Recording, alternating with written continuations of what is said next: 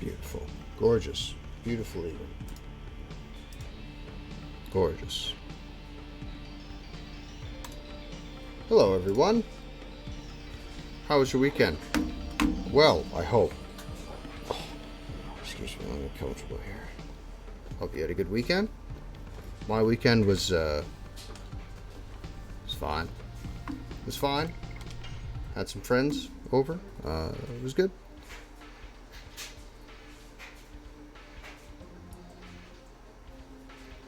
As we left off last time, our heroes had just finished the meeting in Velweb with the alleged Emperor Diaz.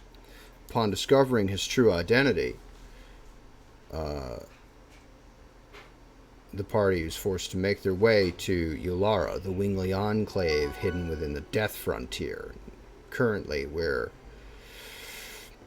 adventuring to discover what treasures we can find while we make our way to Yulara. Later on during the stream, we'll be joined by my brother, who played this game with us. Good. Who played this game with me when it first came out. Excuse me. Thing at my feet here. What is this? Oh, it's my little box for my feet. Because I'm in the basement and my little feetsies get cold. So I got a little box I can put them on so they don't get froze.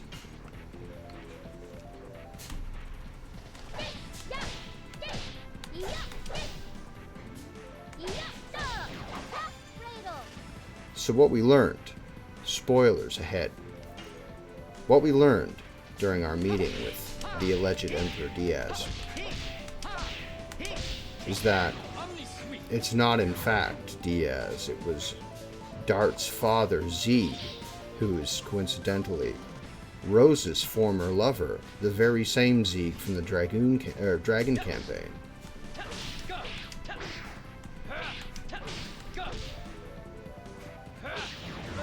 Thrown forward in time due to Melbuframa's petrification spell, Zeke made his way to our time, and now he's doing all this.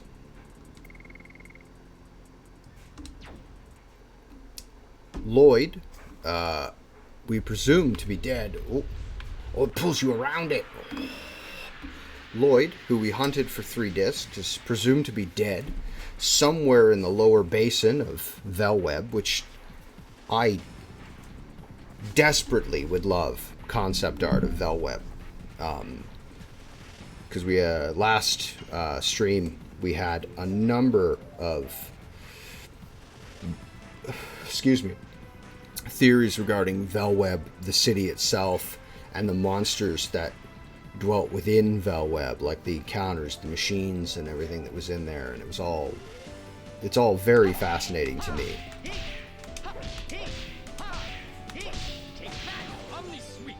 And now we're going through this desert, and poor Miru, not only is she mostly naked, but not an ounce of SPF to be found. Oh.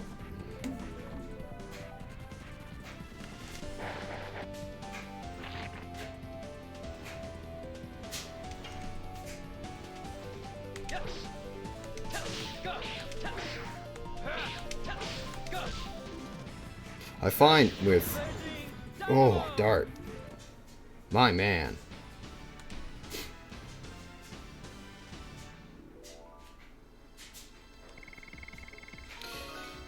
Hey, Miranda. Oh, yeah, as soon as her additions are done, I have to put Miranda back on the line because her experience is dipping. So she'll be on for a bit. So we have to go as far to the right and up as we could without reaching...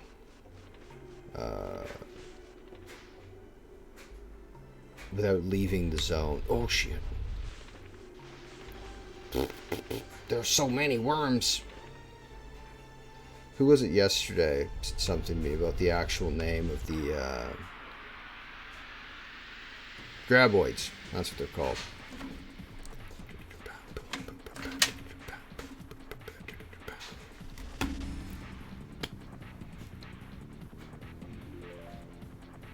Not a lot of water in the desert, so I wonder how you got to be so plump.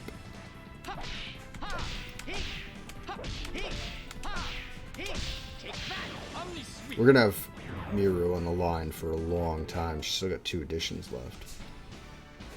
And our party is over leveled because during my 8-month hiatus, I would occasionally come and just grind on LOD. Just, you know, keep your skills sharp, whatever, you know. And I really liked using Kongol. Kongol's just about my favorite. Well, Rose is my favorite, to be sure, but Kongol's, he's my man.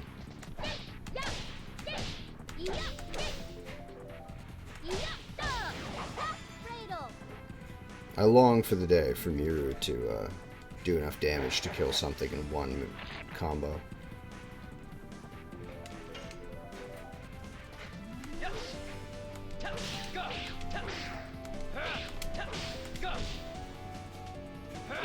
My son dropped my controller, so now it's got like an uncomfortable click to it.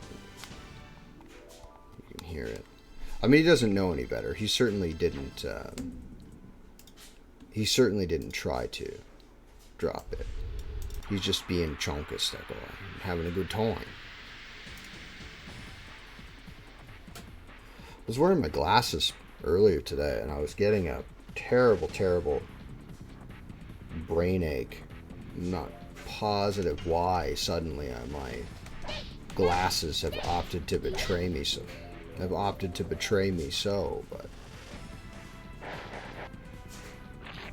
get out of here, rabbit.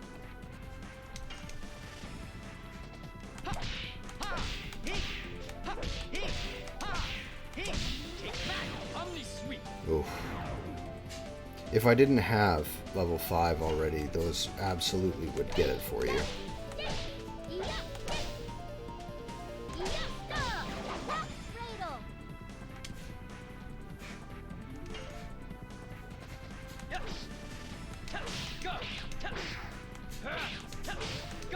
I find when you're doing additions, it's best to like stare at like one corner of the square.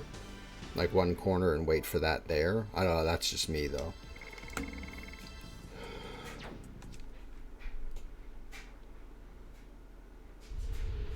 Alright.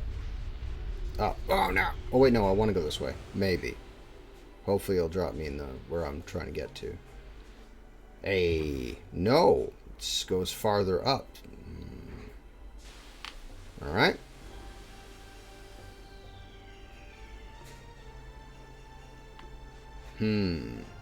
We're trying to get those chests, is what we're doing. That's the...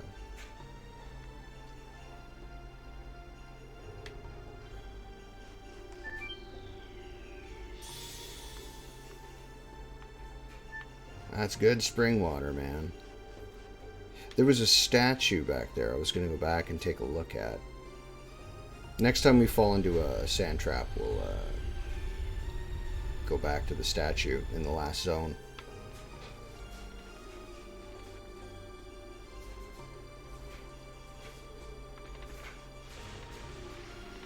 Oh. Excuse me.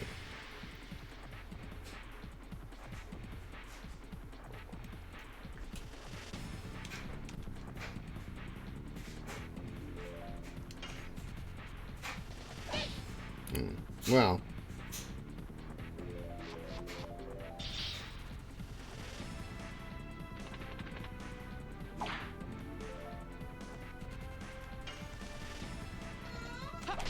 What do you need, you boys? Is it nice enough to go outside? Is that what you're telling me? Oh, excuse me. Oh, our boy was crazy pajamas all day today, and he's teething, so he was all high energy all the time and running around doing pull-ups. Jeeple, please. Doing pull-ups on the furniture and running and laughing, throwing his brain around while he was, you know, listening to music. He had a real wild day today, that boy. Do I go...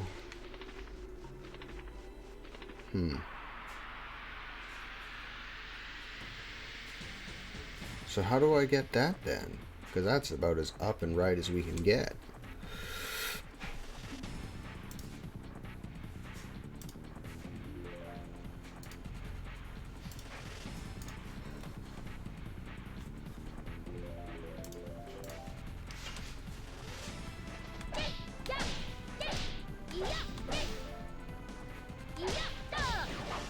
Perfect.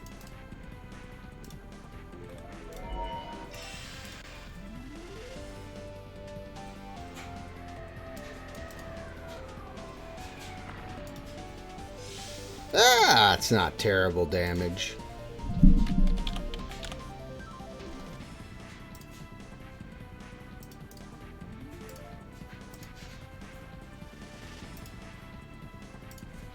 Alright.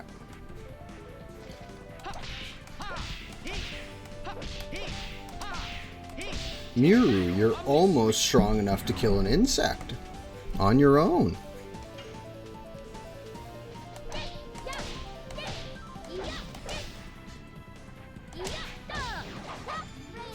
I wonder what abilities or, what items I could put on Miru to better optimize her. Because I'm still waiting for her damage output to absolutely take off and go ballistic. Oh, it disappoints me. I'm pretty sure that Dart's Moonstrike is finished. Pretty confident.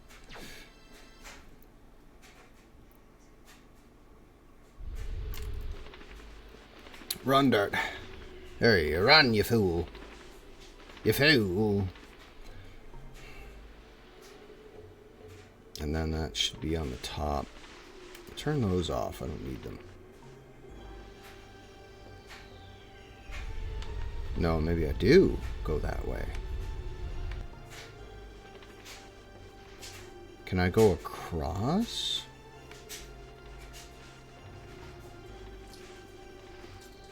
If I go up, I'll run into one. Oh no! Maybe this is the way I want to go.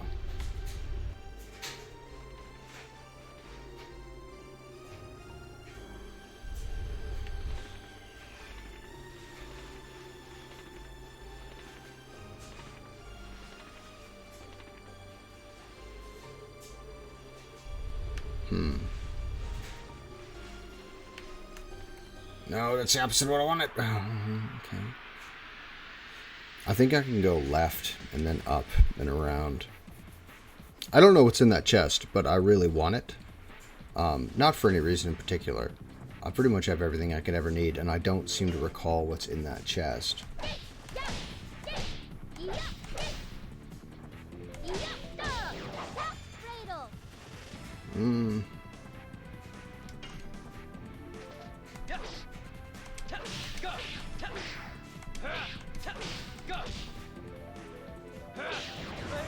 Perfect.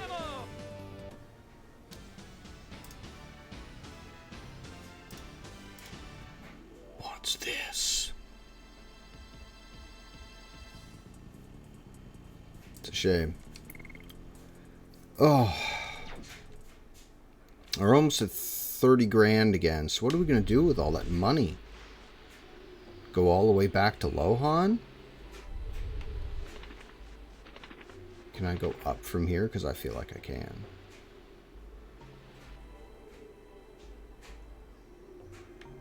Alright. That's the way out. Certainly. Let's go this way.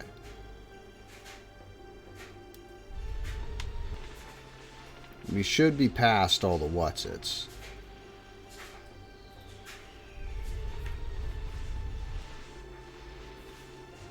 Oh no, let's do... Okay, we know the way out of this area. Hey, there it is. Gorgeous, nailed it, did it. First try.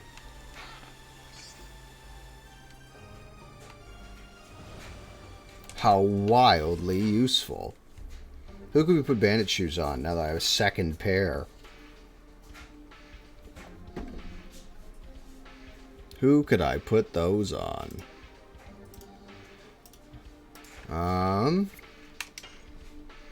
Making Dart faster would be... But it drops his... 2. Don't really care if Dart's faster, to be totally honest with you. That drops his defense by 5. But he would hit faster, putting his speed to 80.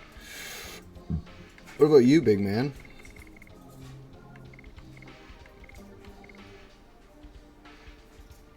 Giving you that speed, though, Congo. Putting your speed at 70, that would make you faster than Dart.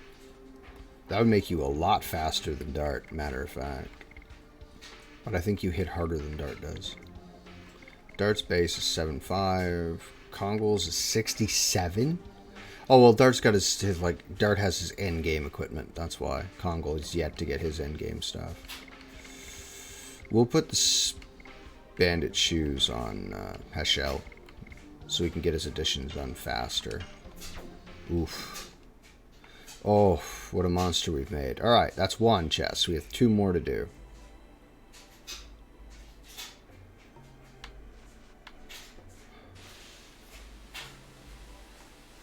How do I get you, though?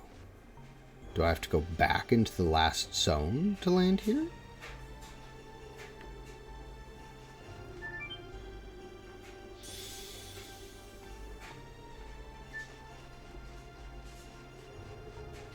I want to go this way. Can I go this way?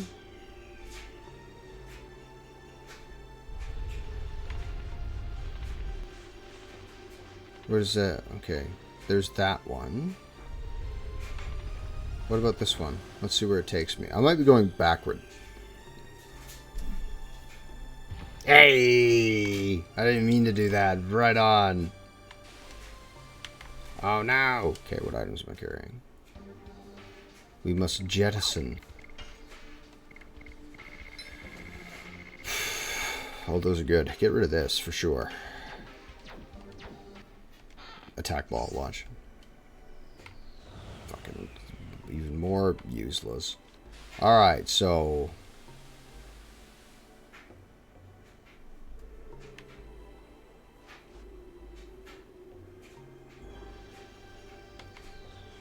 And they're alongside each other, so I feel it's this way and up. But that puts me in one.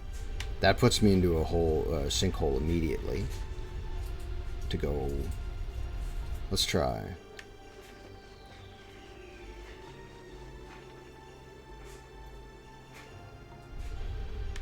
That might be the hole we want.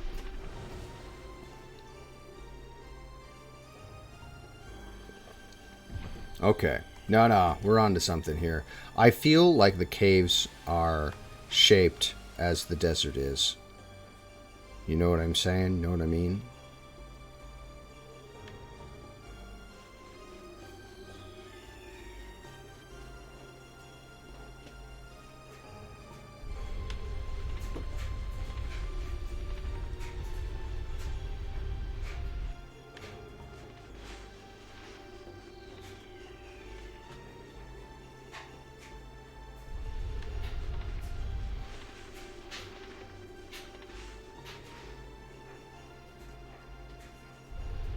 There should be one ahead of me.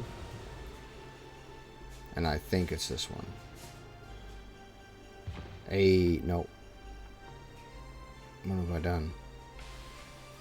Then it's... No, too far.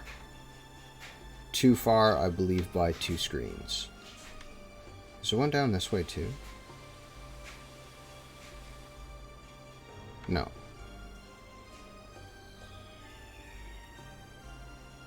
So that might be up the middle in the first one. Okay. I'm sure there's like a comprehensive guide that someone has taken to building this.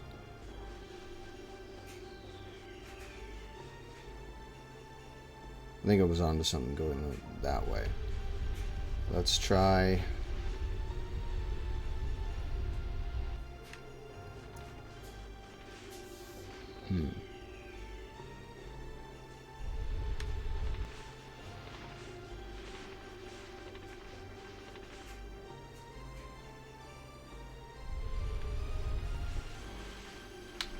Okay, that's the wrong one. That's too far up. Oh, little arrows to be like, hey, go that way. But I don't want to go that way. What is this? What about this? Oh, okay, wrong one.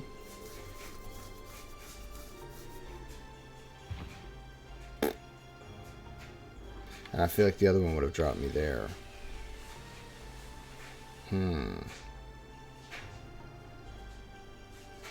You've returned. You're here. Amazing. Here, let me hop to this. Oh no, I'm this. Hold on. Live in this, and I'm pulling you into the room now.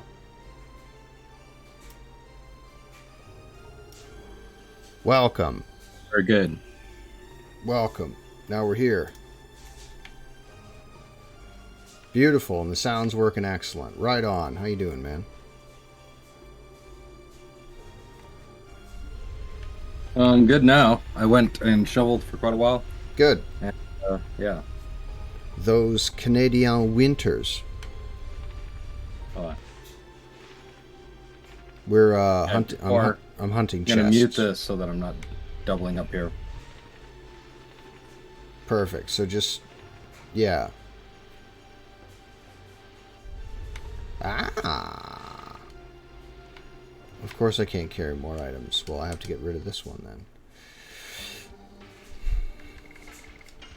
Oh no. So I don't know if you were watching last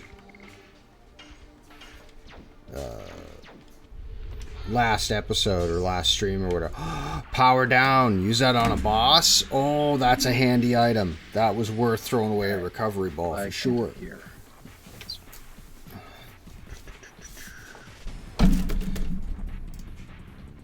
Perfect. There we go. Now I can hear you. Perfect. Good news. Okay.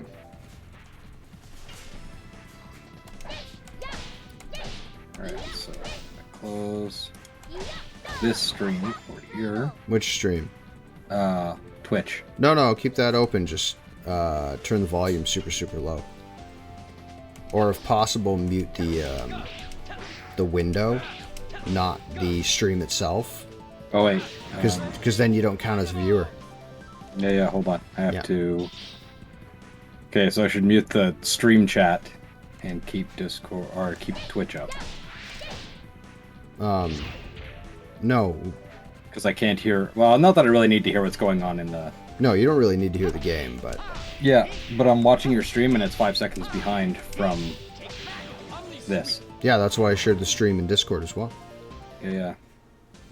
So you watch the stream in Discord, right? Okay. Yeah? There we go. Following along. Beautiful, gorgeous. Yeah. Because then you won't have that weird delay, so I will, so you and I will not be reacting to. We pretty well know exactly what's going to happen, but... Yeah. Power down. I didn't know there's a power down in the desert. Okay, we've gone way too far. Alright. I'm beginning... The map I've drawn in my mind of the sinkholes in the desert is very quickly falling apart here, because I'm just trying to get that chest. So just so you're up to following along with what's been happening in the game. As of last episode, Emperor Diaz, who Rose denounced like immediately, it took her no time to denounce Emperor Diaz when Lloyd was like, that's Emperor Diaz. I've done this one already. Rose says that's not Emperor Diaz. Emperor Diaz died, 11,000 years ago or whatever. And Dole's like, believe what you want. I'm going to kill you anyway. And that didn't come to pass. And Rose has pretty much been denouncing this Diaz guy is not real or an imposter the whole time. Then she was talking about how in Velweb the Dragoons, or the humans, excuse me, had this massive fucking ballista that would like lob arrows, these gigantic trees. It would have to be trees. You'd be launching telephone poles, man, at the Tower of Flenville. And Dart's like, why are you talking about it the way you are? Like, why are you being weird? And she's like, I don't know, man. I don't know why I'm talking like this. And he's like, okay, but you're being weird. And she's like, come on. We got a hero from history waiting for us. Oh, for fuck's sake. So I got to keep going up. I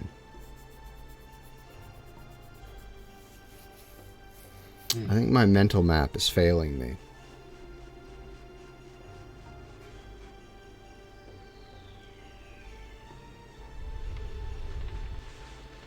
Very desert. Such sand. Very. Wow. I really like the monsters in here. This monster in particular is super cool. The cacti that's sitting there. How the hell am I going to get this one? Alright, hold on. It ain't this one for sure. Because there's a sinkhole I have to fall into, right? Alright, yeah. That's the guy. I fell in that one, I fell short. This is telling me to leave. This is an out. And this takes me to here. Is it this way? Like, nobody would just wander the desert not knowing where they were going. Is it this one? Jesus did. Hey? Jesus did for like 40 years. Yeah, okay. Come on. It's only like an 8-hour drive, but whatever. Yeah, it takes 13 days to walk that distance. But whatever, man. Everybody's additions are done except for Miru. Fuck. Pretty much done, I should say. Hashel's got some, I don't know, 40 more or something like that, and then Hashel is completely finished. Dart's probably at 99 Moonstrikes. Yeah. Kongol's completely done. Everybody else completely done. Kongol feels the best to do. Like his Bone Crush edition it just feels good. Yeah. And we're going to see if this sinkhole is the sinkhole we need. Come on, dude. Okay. I'm probably going to get that chest, and it's going to be something goofy, like, hey, it's an attack ball. I've been throwing those away the whole time. They're pretty shit tier. I never use them. The only benefit I could possibly think of, even I don't know if this is a thing at all, but maybe if you get more experience from using them than anything else, like from using attack balls instead of your regular attacks, just because it's something different. You know what I mean? Okay. Yeah. That's the only thing I could think it would be good for, because it's inferior. As far as I remember, attack balls don't even do that much damage. Are they not just a random attack? I think so, but it's just such a unreliable. You know what? Let's go back real quick. Just for a real quick second. You want to get a cooling drink from the water? I saw... Oh no. I can't go back. Hold on. Wrong place? I think it's the way I want to go is to the right and down. Okay. My spine. So...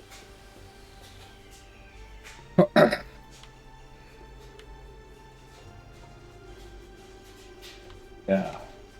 So I got a lot done this weekend. Yeah, Mom was telling us how much you guys got done. Yeah. And what a weekend, man.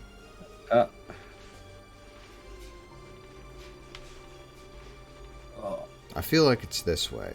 It's if I take this sand trap down, it will drop me in front and not where I need to be.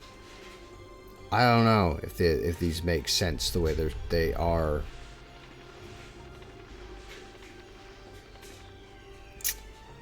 Because I had a map drawn in my head of like, alright, this is where the things are. This is where the who's its and what's its are. Is there like a... No.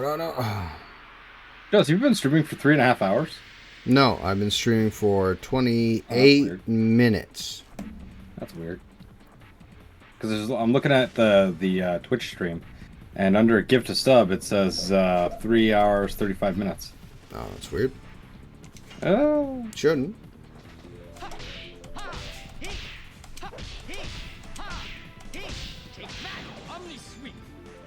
Oof. Omni Sweep went up a level. Kanan wants you to play Tarkov. Does he? Yeah. I'll play Tarkov with him after. Yeah. We'll after play you it. get tired of this. Well, Or you beat it. Whatever. we got another 10 streams before we're done the Legend of Dragoon, and it'll be a yearly thing, I think. Look how small those texture copy pastes are for the sand. Yeah. Literal little squares, like a meter by a meter. Yeah. I've been learning a lot about the technical limitations of LOD, which is why like Kongol is never on stream. Excuse me, on screen. See, that's what that does, and if it takes me up, it drops me over there somewhere. So there's something I'm fucking missing here. And I don't know how to get back to the Death Frontier, so I'll forever have lost that chest, and I don't know how to get to it. But I feel like I'm onto something here. But that's why Kongol was never on screen with all the other characters, because I guess he just took up too much fucking real estate to be on with everybody else. Like I can see where there's like clever little, like if there's all the characters on screen at once and they want like a conversation to happen or something, they'll pan and have Kongol like walk out of frame. Yeah. Oh shit. Oh no. Disgusting insects. And this leads me to... I'm gonna get you. Here. And maybe I can go back down from here. Yeah. Is this the one? Maybe. Oh, so I started up that new bag of Death Wish coffee. Yeah. Pretty good, dude. It's real smooth. Alright. It actually has less of a kick than Goth Rider, which is also double caffeinated. Oh. Yeah. Oh. But it's whole bean, so I have to like fresh grind it every time. Ah. And I have a little coffee grinder, so that's nice. Yeah. I have a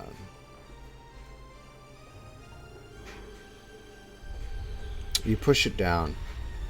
The kettle. Not kettle. Carafe. You push the carafe down and there's a filter. French press. That's the one. That's the word I wanted. I wanted a French press. Is that the one I got from Mum?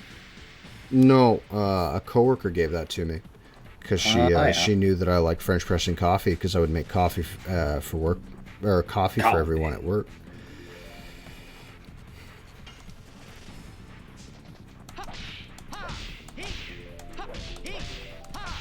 Surprised Clover's not in here yet. Usually is. Fancy that. Fancy that. Well, I just shared the hell out of this. It's well, I just shared it in all my Discord chats, even the ones that aren't even fucking active anymore. Well, that's very thoughtful of you. Thank you. Fuck it. Dick in all my additions now. 2, 3, 4. Well, they will come in droves. I tell you, they'll come in droves. 4 plus my Facebook. And they'll, pay my rent and pay off my house.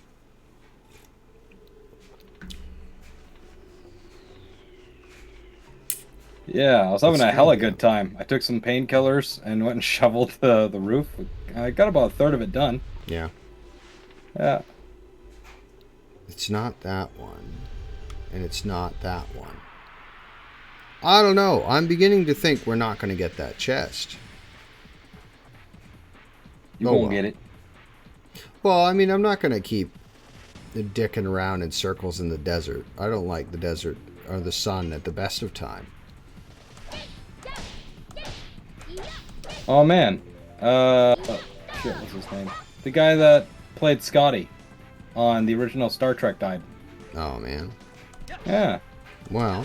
Did you hear who else died recently? Did Mom tell you? No. Oh Sparky. yeah. She told me that when she got in.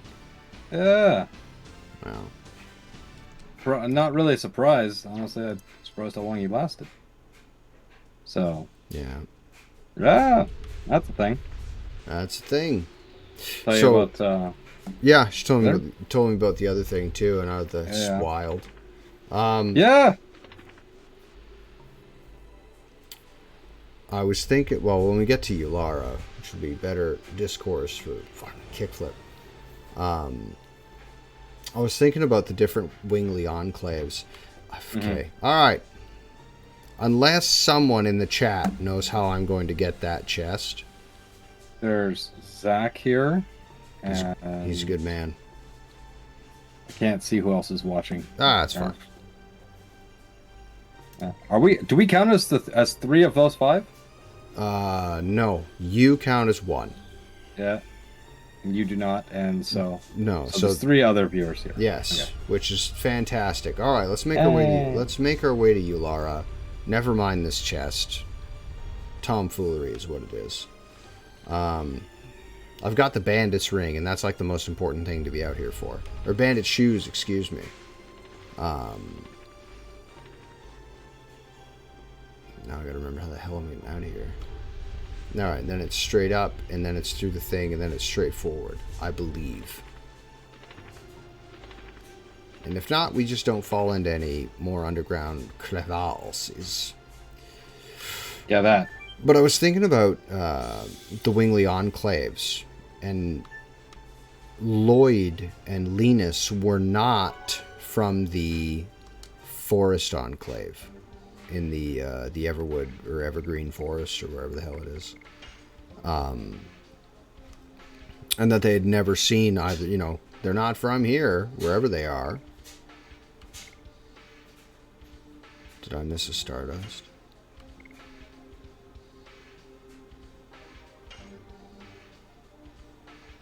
Did I miss a Stardust? Well, if you did, I mean, I'll be surprised. Firstly, would you be a champion? Pull up a guide, and I believe I missed the one in Shirley's tower. I believe I did. No, I was there. You got that one. 40. Yeah, but I forgot to. I didn't save. Not forgot. I made a mistake. I misclicked, and I didn't save. So I had to redo the whole thing, and I feel as though I forgot to grab. You're saying you died afterwards, and No, I didn't die. During the disc change, when it's like, do you want to save and swap and go to disc 4? And you didn't go back for it. And I don't think I went back for it. So that put the LP back like an hour. Yeah, I recall that. So Stone 45, I think, is in Shirley's tower in Velweb. And I think there's 4 in Ulara, and the last one is in Rouge, like next to Martel somewhere. Okay, so disc 4. Fuck. 3 Stardust in Ulara and 1 in Rouge. That's it. There's only 4 on the whole disc. Then I'm missing 2. Did you go to Ulara already? Nope. We're trying to make our way there, but I'm about to fall into a pit. So wait, what disc is this? This is disc 4. Okay. Let's see how long it's been. Yeah. Well, I mean. Yeah. Hey, man. How far am I in? We are 50-something hours in. We've just started disc 4 as of last stream. Currently dicking around in the Death Frontier because I was trying to find a chest. But I've given up on that, and now we're just going to try and make our way out of the desert. We're going to make it to the Wingly Enclave of Ulara, and then see what else. I'd love to see what other Wingly Enclaves are out there, That would be a thing. Oh! I put it to you, and I don't know if you were here for this when I said it at the time.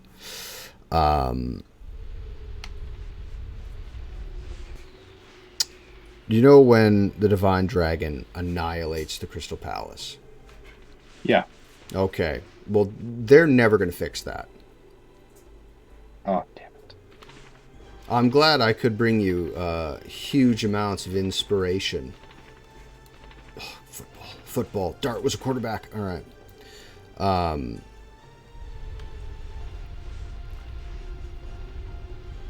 Yo, do you still have a copy of it kicking around somewhere?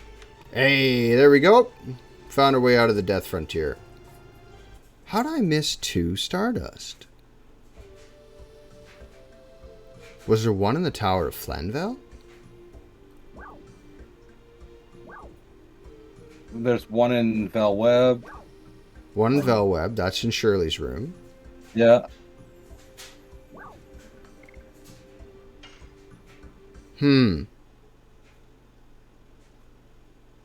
For legal reasons, yes. Alright, Here we go. Where are we, Rose? It's just fucking more desert. Yeah, even Rose. If an adventurer is lucky enough to make it through the Death Frontier, nobody can proceed from here. Time was stopped for me 11,000 years ago with the spell of this choker. Was it? And this is the only way to see Ulara, the Spring Breath Town. But where is it? The only thing here is an endless desert. Well, nothing's endless. No, it's not, Heshel. I sense it. I sense people's feelings over there. Oh, so you're an empath now. Yeah, that's something that should probably be talked about at some point. At some point, just point out that Miru can, you know. It'd be interesting if she had additional powers to just being a wingly. Yeah. Yeah. We can like being fly. An empath. Yeah, we can fly over there with this. Are you afraid? Like fucking. Yeah. I think you're afraid, Rose. We are standing by you. You can all fly. All of you have wings. Oh no! Give me this. What is this? Okay, what can I throw away? Hold on. You'll know. Oh no! An attack ball. Probably. What can I throw away? I got a lot of healing fogs. Could use one. Just toss one out. They're like $10. Just use it. Yeah, just use one. Let's use one. Fuck it. Who needs it? Ah, healed Miru for like 10 health. May as well. Sun Rhapsody. I'd sell that. I'll sell a Sun Rhapsody. Fuck yeah, dude. So I was noting that the... no, hold on. Welcome to Ulara, the Spring Breath Town. Why do people keep saying that? I am the guard of the teleporting device, Karen. Karen? I am a good friend of Rose's. Long time no see. Weird reading from Rose. That's how Miru would say. Long time. Rose, you are starting to regain a sense of time, aren't you? No, not only that, you have recovered a lot of other things too. Are you the person who stopped time for Rose? No, it was Charlie Frama. She is the person we have to meet now. Oh, okay. Rose has been carrying the fate of the world all alone while shedding tears of blood. Can you go with Rose? Karen, stop it. You don't need to force them. And Dart's like, I have already settled things with the Black Monster.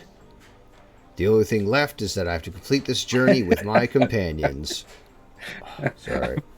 Has a flashback of just boot fucking her in the face while she's down. I've settled things already. It's just gratuitous ultra violence. Yeah. If you understand that, I have nothing to say. Speaking of ultra violence, have you watched Clockwork Orange? No. Vox Vox Mechanica. No. Okay, well you should. It's really good. What's this portal lead me? Okay. Nowhere. Oh, that leads me to Aglis, the underwater city. So what I was saying when I was in Velweb last stream, I suspected that Velweb was a liberated Wingley city. Oh yeah. Because the humans were at war. I mean, they had their own civilization before they were enslaved, surely. But Velweb was constructed with like a city underneath it and then like a dome built on top, and there was a city on that dome. You know what I mean? What you're saying is they got out of line. What? I'm kidding. But I suspected that at Velweb may have been a human. What the fuck is this? Why are you running so fast? Let's see if there's a bar.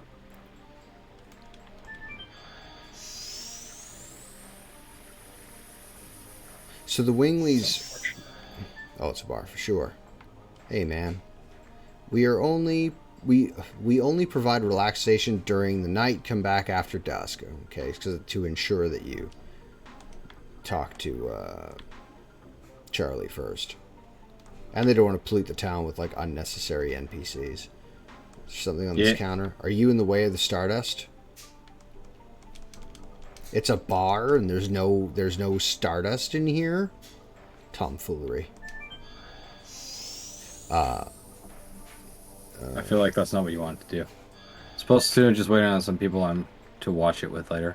Oh, he's talking about Vox Machina? Yeah. Machina. Vox Machina is what it is. No, it's great, man. It's a great I love these show. aqueducts. That's something that I don't know if I told you about that, Justin. I think that'd be a great thing to put in one of our pieces of work. Yeah. Without specifying which one. Yeah. One of the older cultures had really, really, really, really well-made aqueducts that were used for all kinds of transport. Yeah. And because most of them have like broken and crumbled and all that jazz from years of disuse and disrepair. Yeah. Now there's these things that just have not, like the forms, right? The key form of it has not really crumbled. Yeah. Just the actual like bridge part, but the forms are still there and are still used by different cultures to build like homes and fortresses in because they're so tough. Yeah.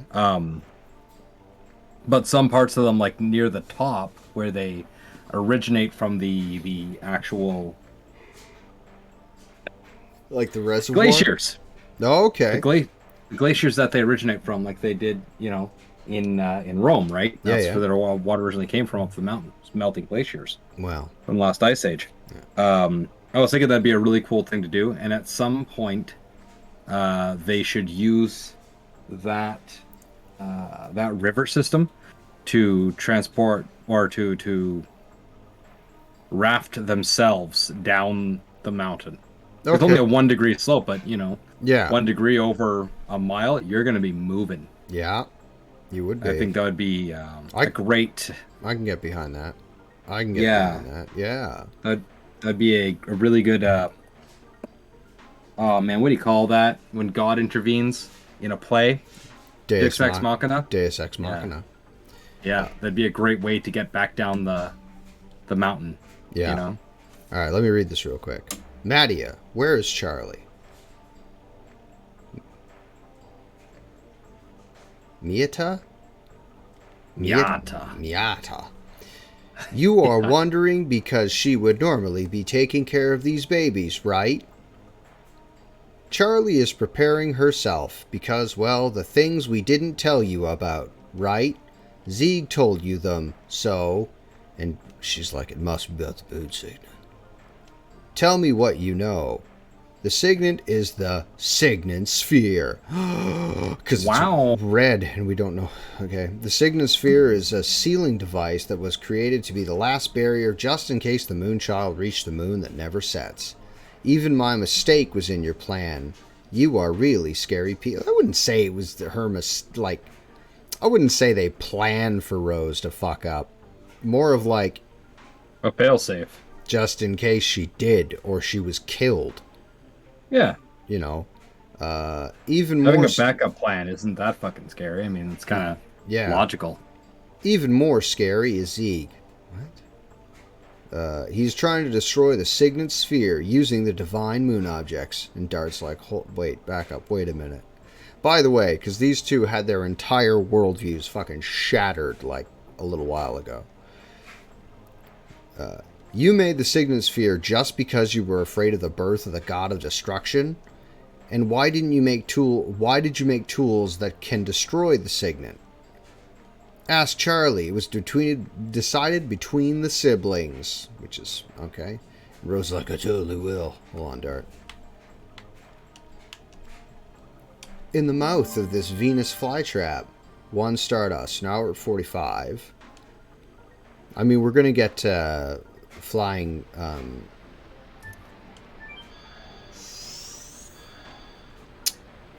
It's funny. Stingray. We're going to get the flying Stingray in a while. Oh, Rosie, darling. I have been waiting for you. Your house sucks. It's funny. I'm listening to you in Discord, but I'm watching it on the Twitch stream. Yeah, and you're saying it as it's popping up on stream, like exactly. It's pretty funny. Nice. I don't need your greetings. You know what I want to ask you. Rose, don't be a bitch. Oh, you are... Rose, oh, you are scary. But before that, can you introduce me to the son of dear Zeggy? Fucking, don't fucking call him that. This is Dart. Introduction done. Doesn't he look like our Ziggy? Fucking, he ain't our Ziggy. But Rosie, honey, it's complicated. You have to fight with the son of someone that used to be your significant other. And furthermore, the enemy is the significant other. Fucking... Like... Yeah, no shit. Yeah, do you want me to knock you the fuck out? Like... Yeah. There's no very reason. 90s. Yeah. Yeah. But I'm really concerned. So I'm intentionally making it happy and delightful so that you won't be depressed, Rose, sweetheart. Fucking... Yeah. There's no... Like, there's no easy way around any of this. It's like, you have never changed. Charlie, if you know, please tell us. Where should we head to? Really, you have the same eyes as a fucking... K. I know. I have been waiting for you in order to tell you everything. Now, what would you like me to tell you? Fucking... Okay, number 1. The Signet Sphere. Zeggy is trying to break the signet of the moon that never sets with the magic power of the divine moon objects. The signet is this... fucking... I am sorry I didn't tell you about this. Rose, I have to apologize. I miss the moonchild, Shauna. But you still have time. The signet of the moon that never sets is not broken yet. And where are the remaining signets? Singular, signet, singular, 1. In the past... They were placed in the 5 cities. That's why they needed the same number of divine moon objects. What happened to the other 2? One was destroyed in Royal Cadessa during the Dragon campaign. That was the crystal sphere that held the body of, or held the spirit of the the embryo, right? And the other was lost when the Divine Dragon assaulted the Crystal Palace. Does this mean without the Divine Moon objects, the Crystal Sphere can be destroyed? The Divine Moon objects are just tools that conceal vast amounts of magic power. That's all. Yeah, so they're batteries. So in order to destroy the Signet Sphere, having the same amount of magic power as the Divine Moon objects is sufficient. My dad knew about this and made Lloyd collect them. It doesn't seem like him. It's so indirect. Plus, something is strange. I wonder how Ziggy knows about the Signet Sphere. Not only that, he knew that Shauna was the Moonchild. Ask about the moon that never sets. Scout Friend's got 7 ships coming his way. Alright. So the moon that never sets is this fucking Cthulhian horror. And I'm really in love with the idea about it. That the whole system, excuse me, hold on one second, I'm a little tirade here. The whole system in place for the Legend of Dragoon, right? You have your 108 species, and the 108th species is supposed to be born and annihilate the other 107. Just wipe them all out, and then what happens? Where's Soa during all this? I have a theory that Soa is an alien and a gardener. Because he seeds worlds and then he leaves. Because the Legend of Dragoon, like a lot of JRPGs, you start by like collecting flowers, and then at the end you're fighting God. Well, in this instance, you're not fighting God. You're not fighting Soa. He's gone. Soa has the will of Soa. Yeah, but I mean, and why is, the whole thing is there's something missing there. But anyway, so is the Virage embryo God of Destruction thing, is that system supposed to be like a forest fire that wipes out everything but is actually rejuvenating everything to start the cycle over again? Is that what's going on? Yeah, that's my understanding. If so, why? Okay. Or Talals? I guess so. Tell me what the moon that never sets. It's the 108th fruit that the divine tree dropped. Which it didn't drop it, really. It's just an object in geosynchronous orbit with the planet, which means that this planet has more than one astral body surrounding it, because there's one that's geosynchronously locked and there's another bigger one going around it, because that's how you have tides. And somehow they're not being pulled into each other. Science. Well, I mean, like a lot of planets have multiple moons. I know that, but I mean at some point, you know what I'm saying? At some point, the gravity wells would just wreak havoc with one another. Yeah. So I guess the other moon is far enough away. Yeah. No, it would have to be. Hold on. It would have to be, because the planet's gravity well, my thumb, and the moon that never sets gravity well, which is my finger, would have to be far enough away from this moon out here, the one that causes the tides. So these two are actually one gravity well, and thus not pulling the moon that never sets away. Well, they'd have to be on very different. Like, they'd have to be not only very far from each other, but they'd also have to be far enough from each other that the gravity of other celestial bodies doesn't also interfere. You'd have to look at how, like, Jupiter and Uranus. Yeah, they have a shitload of moons. Also, another thing came to mind today. Matter of fact, it was in the shower, and this thought struck me. The moon that never sets would always be in the same spot, right? Because it's a geosynchronous orbit. It's always in the same spot. Everybody in Endiness can see the moon that never sets. Endiness is just the one continent, though. Yeah, that's what I'm saying. They can all see it. Yeah. Which would make it a great point of reference for traveling. Oh, a nav point. Yeah. Yeah. It's always there. You always know where you're going. You would always know what direction you're facing in if you knew what you were about. Because there's the moon. Where am I going? There it is. There are planets that have moons that travel like that are always on the dark side of the light side, etc., etc. But there's also moons that are always like they don't have phases as well. Yeah. I don't know if you could do both. I think the moon that never sets would not have phases, because whatever light is hitting, and the moon that never sets. The planet would, like, that would be a complete. If that were the case, the planet spins, right? Yeah. And if the moon is always in the same spot relative to that spot on the Earth or on the planet, then it would have to go through phases. Yeah. It would have 24-hour phases. Yeah. It would have to.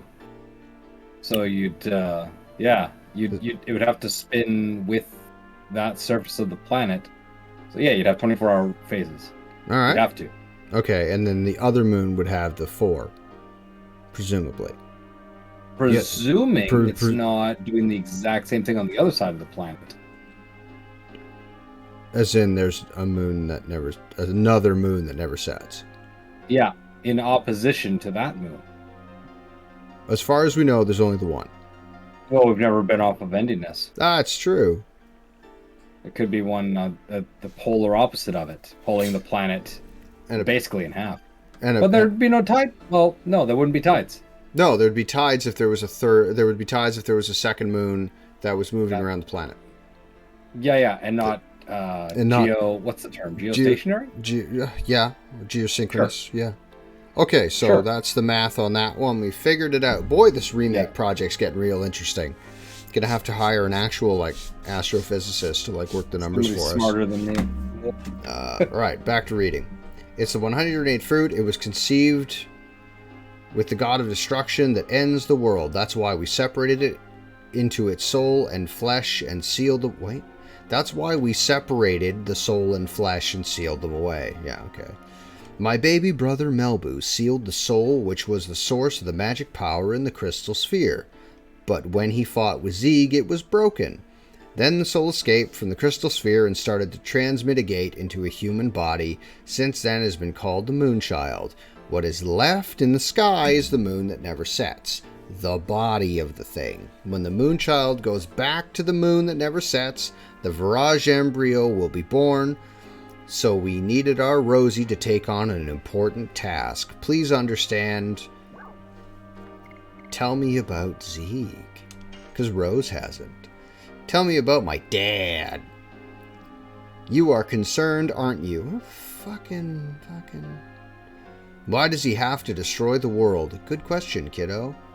That's the only thing I don't understand. But it was unmistakably Zeeg. Zeegi was the fiancé of Rose. That's why Rose looks at you that way, Dart.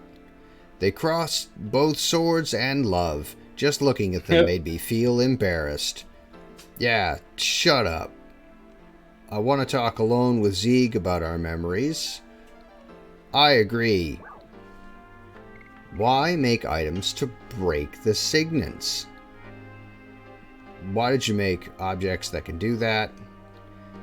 Yeah, if you were not planning to allow the Virage Ember to be born, you wouldn't need them. I didn't want to, but my baby brother Melbu insisted. You don't keep saying his name, we know who he is. Yeah, that's not an explanation. Oh, you are so uptight. What do you mean, uptight? I've been fucking killing children for 11,000 years. I think Rose is more than entitled to some fucking answers. You know what? I think it'd be interesting if in this moment they said, like, add the line, could something like the Dragon Buster break those, being such a powerful weapon? Yeah. Because the way I interpret the weapon is that it's basically Vorpal, right? Or an energy weapon of some kind. Yeah, because it punches right through Dragoon plate, no problem. Yeah, or ignores it entirely. You know, so something like that, if you were to attack the soul inside of it's the soul in the sphere, right? Yeah. Okay. So if you're to attack the soul is in Shauna. Okay, so if you're to use the Dragon Buster on Shauna, I mean, that would probably do it. Like, presuming it's that kind of weapon that, like, attacks your soul or is Vorpal or cuts without cutting, you know what I mean? Yeah. It's kind of, there's a lot of wiggle room as far as, like, the hard science of what the Dragon Buster is. We just know it's bad as hell. It is, you know? Yeah, and that's cool. It has cool sound every time it's strong. All right. Yeah. Charlie's going to explain. Yeah.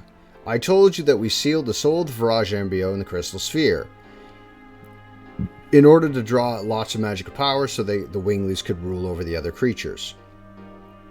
I wanted to make him stop being a dictator because even though we have different appearances or capabilities, we are the same. We should be able to live together on good terms. Fine. That's why I created the Signet Sphere in order to weaken the magic power of the Crystal Sphere. What? Rose without telling you that.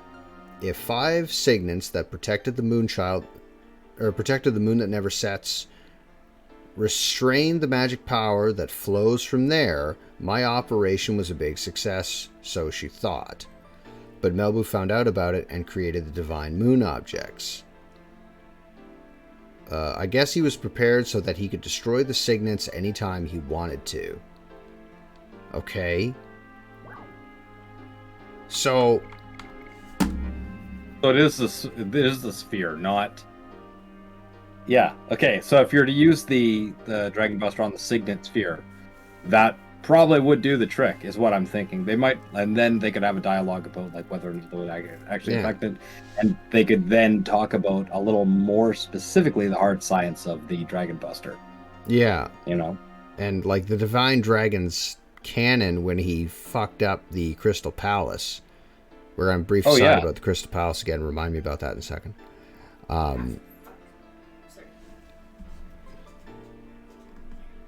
right, babe. When it was Che.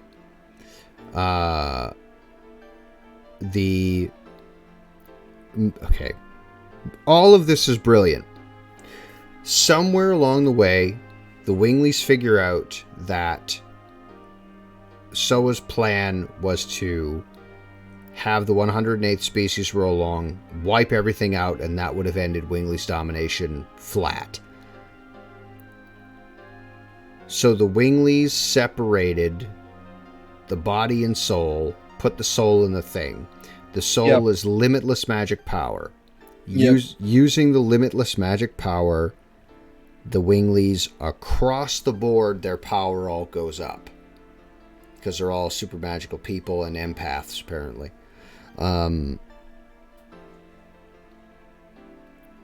She tries to stop Melbu from being a dictator and using that power to enslave all of the species.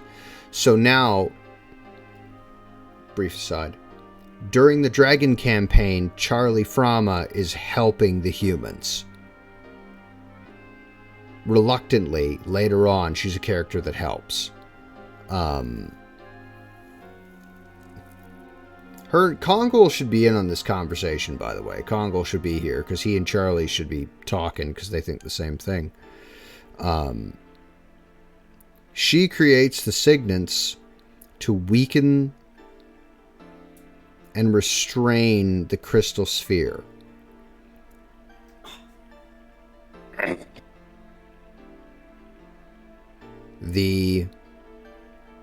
How is it a failsafe? There's something I'm fucking missing here. What, being able to break them? No. Melbu Frama made the Divine Moon objects. He pooled a large amount of magical power into the Divine Moon objects, so essentially they are batteries just holding power. That's all they do. Pardon me. He designed those to break the spheres that Charlie made that are putting a restraint on his power. Mm-hmm.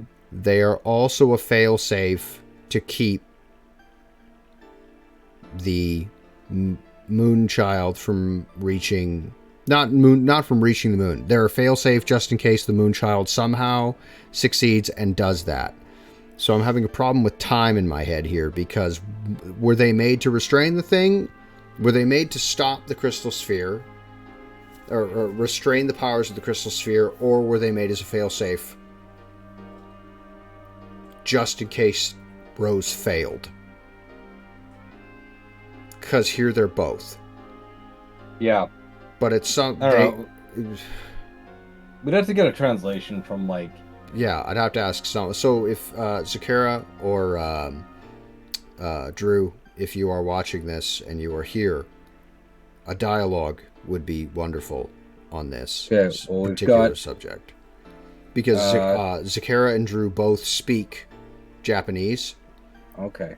And the original Japanese translation, I think, would give us more of an insight. Yeah. Can you see the active users? Oh, I can. There's. I can. According to this, there's like 6 people. According to that. Yeah, there's Casino. Thanks. You know what? I won't fucking point everybody out, but yeah, you can actually click on users in chat. And yes. Who's here. Yes. But if they do, or later, or if when I post this video to YouTube,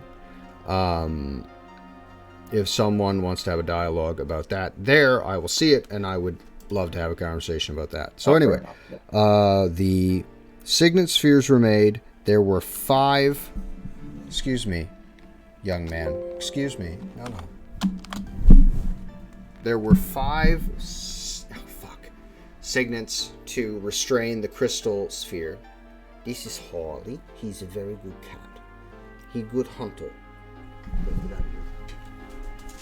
But there were only 3 divine moon objects because Melbu found out about them after.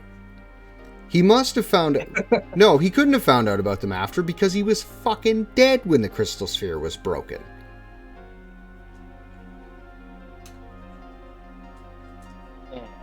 Because Zeke maybe this is just a result of bad writing. Running out of money. I think so. It feels very much to me, the more I analyze the story, it feels very, very much to me that there were 2 people not communicating because somebody wasn't fucking talking to somebody while this game was being made. Well, between writing the plot and writing the script are 2 different people, right? No. Like, generally speaking, that's how these productions work. Somebody writes the plot and somebody writes the dialogue. Mm-hmm. So for exposition like this, a lot of things can be interpreted incorrectly. Yeah. Or, you know what? Like George R. R. Martin talks about this fairly often. Says that one of the guys he has proofreading his stuff, finds inconsistencies in his writing all the time and answers questions that George didn't know that he should be answering. Like, there was an instance where he had son of kill somebody in this year. And he said, well, if that's the case, that guy's like 8. There's no way he led an army. So they had to like move the timeline of a war by like 15 years or whatever to make it make sense. Yeah. And I mean, this was a big game, and they had like 3 years to make it, and that's not a lot of time. And that's not knocking anyone who wrote the story. Obviously, I'm not shitting on anybody for this, but these are the things that eat away at my mind. These are the things that bug me. So anyway, we have 3 divine moon objects, which I thought the Winglies put their power into and gave to the humans as a declaration of peace after the Dragon campaign. Right? Alright. So I'm gonna have to get a fucking flowchart or something to track all this. Yeah, there'll have to be a literal like timeline written on a big piece of paper. Yeah. And then with years, years pointed out, and then like these things happened here. Therefore, we couldn't have this happen here because that doesn't make sense. Yeah. Because I don't think there's any time travel involved in any of this, is there? No. It's the only time travel is... It's not time travel. Rose's time is just... Like, Rose is not aging because of her choker. Also, mentally, Rose is not changing. So she could be the same... She could be the same person because the events in her mind are still so fresh because she is literally being held in that time, like not like by an elastic band. That's not what I mean. No, I get you. But that also that also doesn't work because and I've had this conversation before about Rose. It also doesn't work because like Rose has forgotten more things than civilizations know. Yeah. You know what I mean? So, like, human minds aren't really made for immortality, in my opinion. No, I don't seem to think they are. But like these are human lives would be like insects to her, Yeah. But Dart, it'd be like watching what do you call them? Mayflies? Yeah. Live like 5 days. Yeah, and Rose traveling with the other Dragoons, that is significant to her because the last time she traveled with 6 other Dragoons was during the campaign. So, that's a lot, Anyway, reading. Where are the rest of the signets? That's right. That's the most important information for you, isn't it? Because Ziggy has the divine moon objects and he can break the signets anytime. Listen carefully. The rest of the 3 signets are located in the ancient cities. The names of the cities are fucking Aglis, Xenobados, and Mayfill, which Rose thought she destroyed. And those cities are still alive, which implies there was more than 5 cities. It's surprising, isn't it? Of course they were badly damaged during the war. How do we get there? We kickflip. Go to Rouge and then your way will be open. You said Rouge, it's my hometown, he says. See, is it all? It's already open, isn't it? What the fuck are you talking about? Well, it'll be night soon. Why don't you look around until tomorrow morning? I like to think on this subject of being here in Ulara that Rose lives here until she's... oh, Dart, darling. Are you going outside? Everybody left a little while ago. I like to believe that Rose stays in Ulara. You know what? That'd be a great place to, if she has her own place, that's more human than anything else. Yeah. It'd be great if you found, like, some custom stuff that is, like, her jacket that's still hanging in her closet. Yeah. You know what I mean? Yeah. Where it's, like, something she wore forever ago or whatever, Sell that. I'm pretty sure there's Stardust in Charlie's house. But I like to think that, like, Rose would stay in Ulara while... in those 100-year spurts between Moon Children? Yeah, because, like, where are you going to go? Where are you going to live? Or she could have her own, and eventually people would realize, if she lived in, like, a human town, people would realize, like, oh, you don't age. She's not aging. Yeah. You've been here to wait for their kids to die or whatever. You've been here for 10 years, and you live alone. You look exactly the same. Weird shit happens around you. Yeah. Where'd you learn how to fight? You know languages that no one else could possibly know. You know what I mean? Shauna, I'll be there soon. Oh, Shauna, the girl I didn't know I was actually in love with because he wasn't in love with her until, like, the end of disc 2. Rose, you really forgive. Don't say anything. It's already in the past. Throw your arms around her and give her a hug because she needs it. And use that mailed fist. Put it right in her fucking eye socket. Right in her. Bah! Take your sword.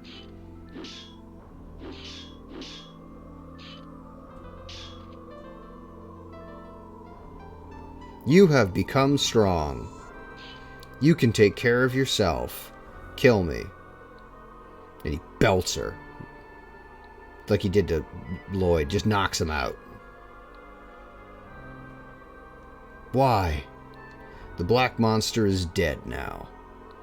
We only have a companion who is on the same road. I want to point out. I was hoping there'd be more people here, but I want to point out. At no point was Rose in any danger from Dart. Yeah, I think they should have fought hard.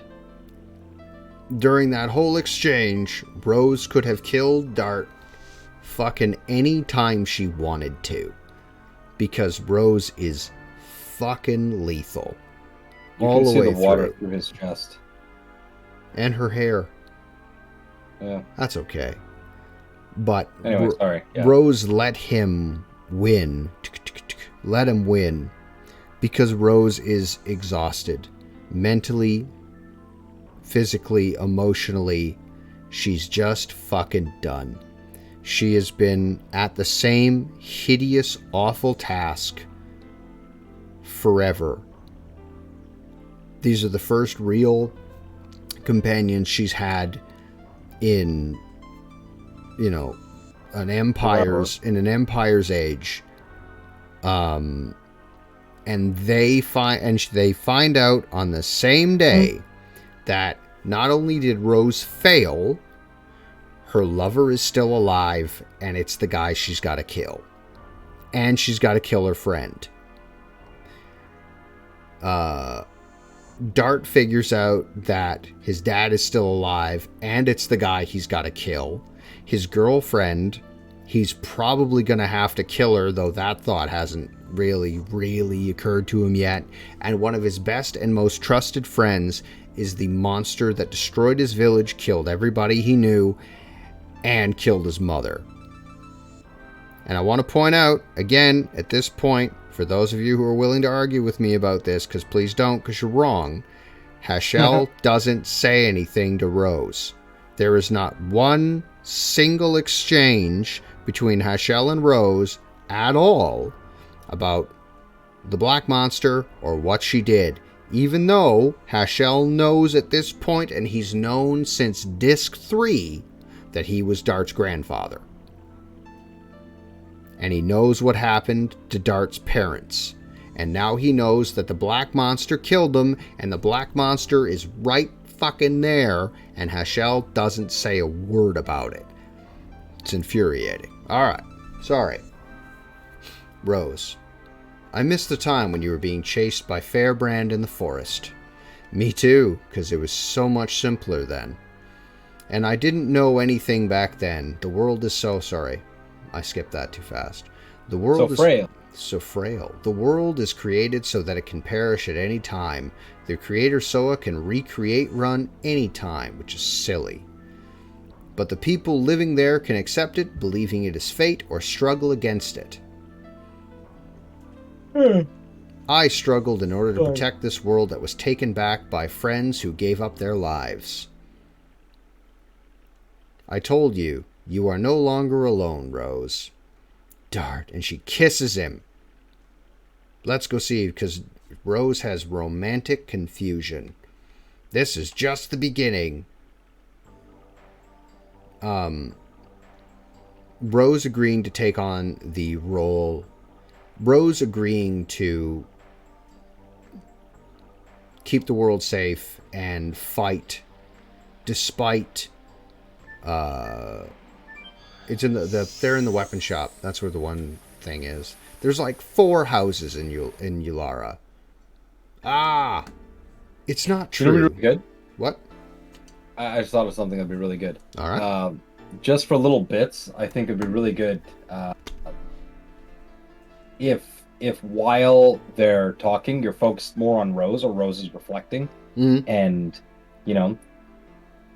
Zeke comes up and he says something to her, like, "Are you ready to go?" while she's lost in thought. Yes. And then she looks up, and it's actually Dart, but he sounds and looks just like him. Yes. I think that'd be really... And she just has to, like... and she has to take that second to be like, oh shit, no, that's Dart. That's not him. Yeah, because, like, even if in certain frames, from her perspective, you're looking at... she looks at everybody else, and just for a second, it's him, and then she, like, readjusts and looks at him, and it's Dart, from like the back, or just the way he stands or whatever. Yeah. But just for like a frame or something, put Zeke in there. Yeah. So just so Rose can see it, though. Yeah. Just from Rose's perspective, I think that'd be great. I can get behind that. All right. Yeah. Miranda. It's not true. The reason why I hate roses is because I see my mother in roses. When did that ever come up? All right. My mother never looked at me directly.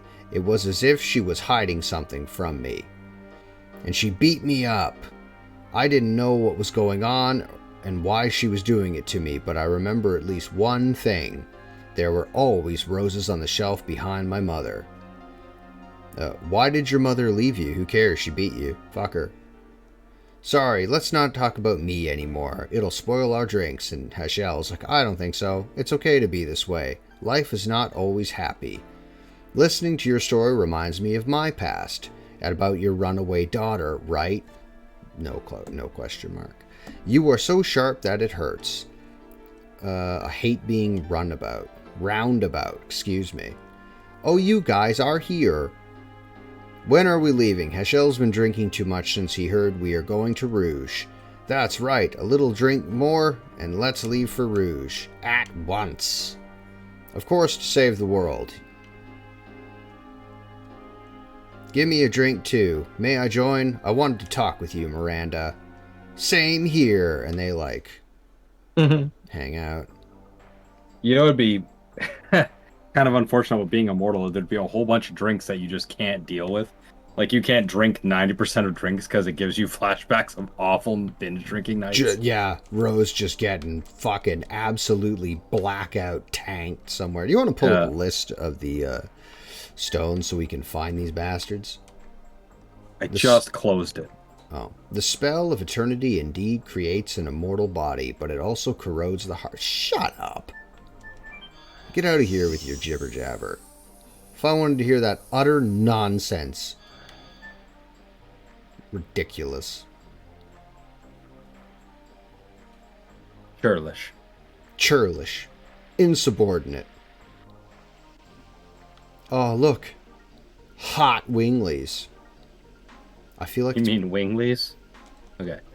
Hey, stardust on the thing. So we got one stardust in the plant, one stardust behind the water fountain, which looks fucking tight, man. Ulara's kick-ass. What a cool town to live in. And yeah, there's just one. There's 3 stardust in Ulara. It's search the pot in the weapon shop in the north wall. Of course. Examine the rose bed. Yeah. And one of the snapping plants where you just were. Yeah, got it. Okay. Oh, okay. All right. So he's, what are you doing here? And they're like, oh, we're leaving in the morning. And Dart asks what we're doing here. We don't know what will happen in ancient city of Winglies. We need strong weapon. Kongol doesn't care about the leader of creatures. Kongol goes with you to the end. What the fuck are you talking about, Kongol? For me, too, it is no longer the mere problem of the moon gem. Mere is a word I never want to hear. Ever again. I cannot ignore the crisis of the world. You didn't imagine we would go with you, did you? I'd probably never... okay. Hurry up if you want to buy, humans in Giganto. Your time is limited. Literally, because he's immortal and you're not.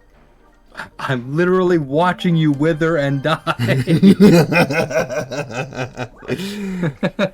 These weapons are filled with magic power. Weapon selling Wingly, just like weapon salesman. You don't have to point out that he's a Wingly. I know he's a Wingly.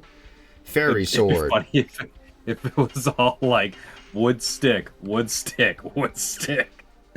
Just like the most lazy weapons. Thunder Fist, 6 damage up.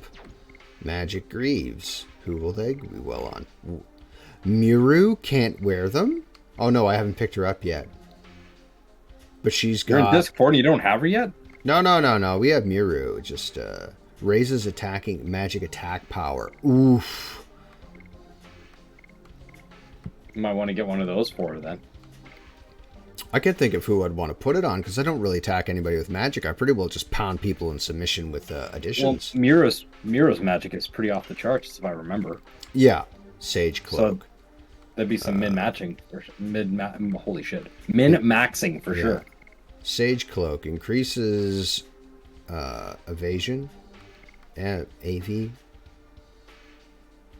Attack something. I forget what that stat is. I don't remember what the hell it is. Magic attack. Why is it AV here? MAV here. What is that? Evasion? I don't know. Because AV would be evasion for me, but down here it's magic attack. Even though it's not how you spell evasion, that'd be evasion. Yeah. Okay. I don't know, man. Translation error, I'm guessing. I don't know, man. Let's go downstairs, talk to the hotness selling items in the potion shop. I made these just today, because you're a wing. I made these for you. Made this for you. I will sell you. I got healing breezes. I got 2 healing rains. I will sell. How many spirit potions do I have? Oof. I don't need these spirit potions, to be completely honest. Because spirit potions are to recover like spirit points, which I do not need. I need to find the birds, which I saved these for. Those are on the boat. Yes. And there's another one in a forested area. No, there's one in particular I'm hunting, and I cannot. Completely recovers MP across the board in case I have to use Dragoons, so I always keep those on me. But most of my loot is being taken up by... I can sell these. Not many people sell Moon Serenades. Do you sell Moon Serenades? No. I have no angel prayers. Oh boy, I haven't had angel prayers since the battle with the Polter armor. Okay, hold on. I'm gonna sell some of these moon serenades. I don't need this many. I got 4 of them. I'll sell the Sun Rhapsody, and I'll sell the moon I'll have 2 moon serenades on my person. And then I'll buy another Angel's Prayer that leaves me at 2.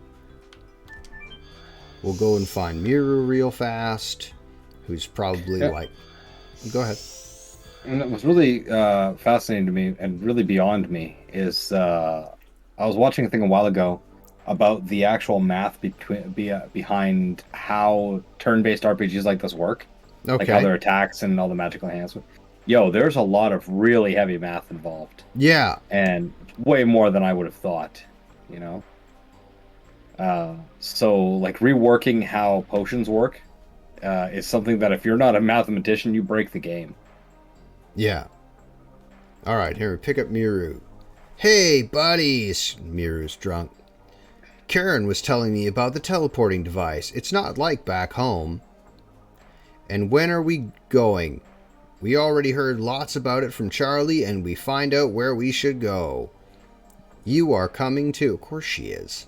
Without me, the strongest of all, you cannot save the world. Besides, I learn a lot following Dart. Everybody's the same. Gigantos, humans, and winglies. And I can't stand the destruction of a world where everybody lives.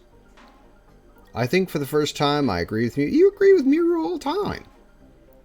Is this the first time? Leave here tomorrow morning. By that time, I'll be prepared so that I can send you on the way that goes to the home of Gigantos from here. We can travel that far instantly, and she's like, no. Then we might as well go directly to Rouge. Our power's becoming weaker day by day. That is our maximum power.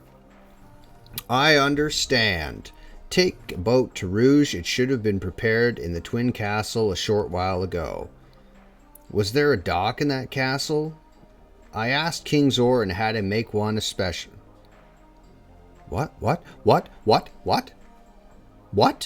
I'm surprised that he listened to a wingly. There are no humans or winglies when it comes to the end of the world. You don't need to thank us. Now it is not too much to say that the mission of this city is to send you off. Yes, and this is in one way the city has been looking after the world. Let's go back to Charlie. She must have prepared the bedrooms for us. Okay. Is she a chambermaid? No, Charlie runs the city. I know, but like, it wouldn't be her that would be preparing, is what I'm saying. Yeah. We'll put Miru on the line. What? King Zor built a dock under the Twin Castle? That's what the 2 doors are, by the way. On the lower... In the Twin Castle, that's what the 2 doors are. The Queen Fury, by the way. We're going to go to a map of the world. Hold on.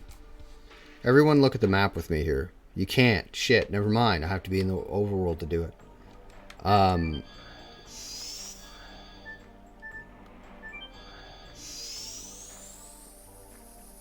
then we got to do all of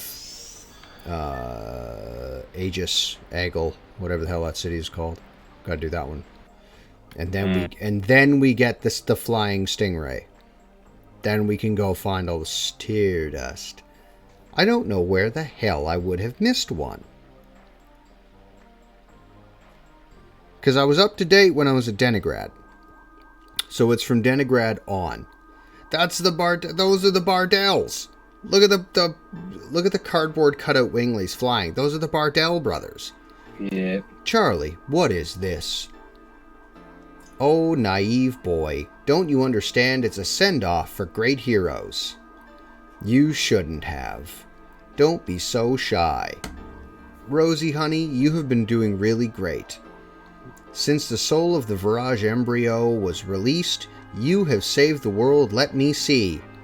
At least 107 times. Really, even after being called a black monster. Stop it, the monster has died.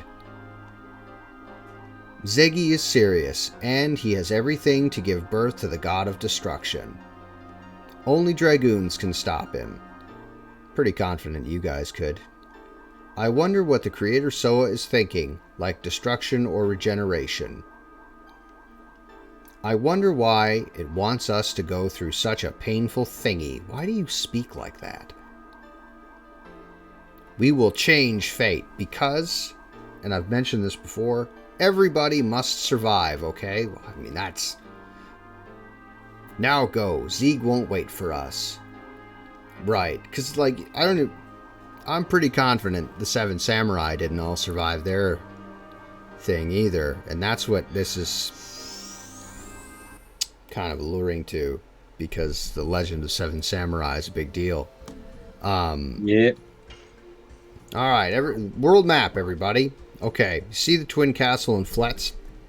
Right there? Okay. Everybody looking? All right. Look at the continent and see how the continent is landlocked. It's just a big peninsula, okay?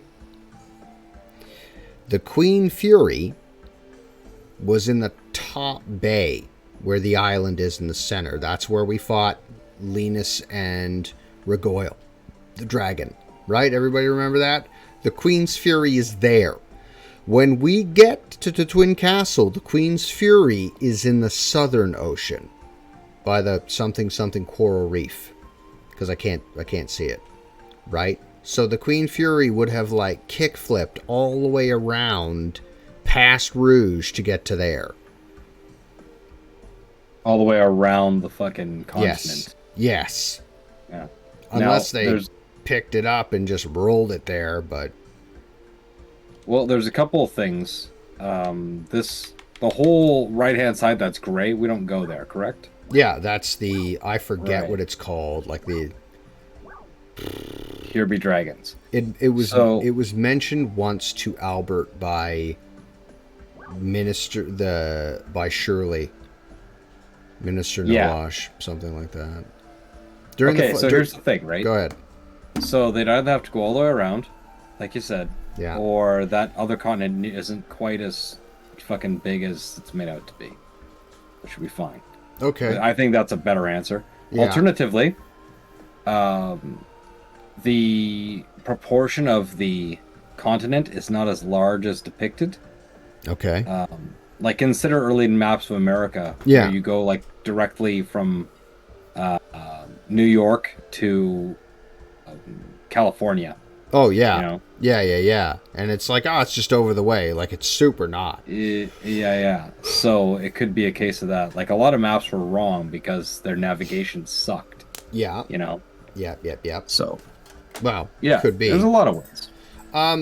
Now, regarding the back door we're about to use here into the home of Giganto, in the headcanon that we have created, where there are more Giganto on Endiness somewhere, they didn't all get wiped out. Yeah. Do you remember you and I and Chaos were talking about how the Giganto would have escaped and some Giganto would have ended up staying behind because whatever, right? Logic. Yeah. Well, they took this path and they went out, and the Winglies of Ulara at that time would have seen them and helped them. Quite possibly, yeah. And then help them get reasonable. Somewhere where humans weren't killing them. And that will lead into the video. That's in the video essay that I'm working on there, everybody. So we'll put that together. Anyway, home of Gigantos. And then we're going to walk to Fletz. And then we're going to get on the King's Fury, which is going to be a different ship entirely. And the Queen's Fury's in the north and the King's Fury's in the south. And off we go. Oh, so you want to make it a separate... That's well, I mean, that makes sense to me. Home of Giganto. Just home. It was linked to here. It's been a while. Charon and the Gigantos were pals for a long time, of course, when there was still some Gigantos left. You know, that'd be really funny for like, wait, who wasn't in the party the first time they came here? Miranda. Okay, well, she's not very funny, so. Yeah. There were nice... Go ahead. I was gonna say, it'd be really funny if one of them was like, I haven't been here in a while. It's like, you were never here with us. It's like, oh, yeah, that's what it was. Oh, yeah, that's right. I've never been here. It's funny for, like, Hashel, but yeah. Yeah. There were nice winglies like Charlie. They weren't all brutal people, unlike the legend tells. What? We have to rewrite the book in the National Library. Yes, correct knowledge brings correct conduct. That's after this journey has ended, if any of us survive. Let's go see King Zor, and we have to head to Rouge on the Queen's Fury. And then Rose comes in. Rose being sultry and whatnot. Ooh. I don't need to heal. Let's see what our additions are at, everybody, real quick. Orion, you asked me about value. A circus of value?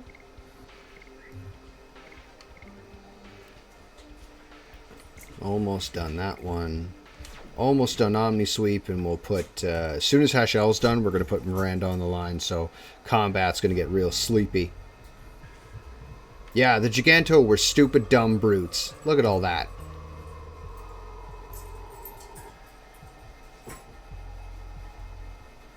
Look at the steps. They're machine cut. Look at the archways. Look at the statues. Look at that. And then the goofy humans that took over the place. Yeah, herder, we're better. Attack, magic attack value. Hey, fucking good point. Good shout, Orion. Right on, buddy. Oh, just that he pointed out that the AV might be attack value. What does that really imply, though? Holy shit, Miru might be able to one-hit some of these things. Oh, she can, if I get that addition right. That doesn't count. Without even finishing, yeah. Yeah, that doesn't count, though.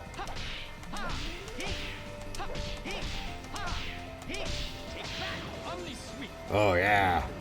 Oh. Brutal. And you can see that on the steps the humans just like grabbed pieces of stone and threw them in the corners of the stairs so their stumpy little legs could, make the rest of the distance up. Like, look at the plate. Gigantos had steel plate armor. Look at that guy. Yeah, very obviously. They weren't stupid. Sorry, guys. They weren't dumb brutes. I would spend a lot of time redoing that, and I would build a statue to commemorate, like, Belzac or something. You know what I mean? I know Belzac wasn't a Dragoon because Belzac wasn't a Giganto because someone said that he had to be human, but no, that's ridiculous. He was built to be a Giganto. Look at him. And everything fits better if he were. Quick run, fast, Dart.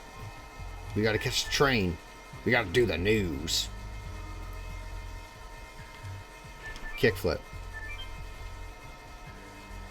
There's one that's supposed to take me right to the ground. Is it this one? Yeah, and then we'll be out of the Valley of Corrupt Gravity very quickly. And then off to,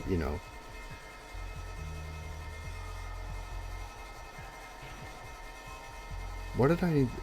I'm positive I'm keeping the satchels for Sachet. I'm pretty confident I'm keeping those specifically for a specific type of bird. Yeah, the bird of like paradise or whatever. Is it the rainbow bird? Is that what I'm thinking of? Like that. Yeah, it's a specific bird that runs away every time. Yeah, so you hit it with the sachet and it gives you like a gazillion experience or something. A lot of money. I thought it was. On the go. What I would like to do is go back all the way to Serdio on the path between Helena and Kazas and wipe out 00 parts.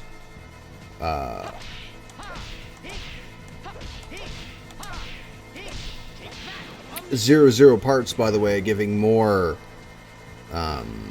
legitimacy on the idea that there was a technological apocalypse after the Dragon campaign.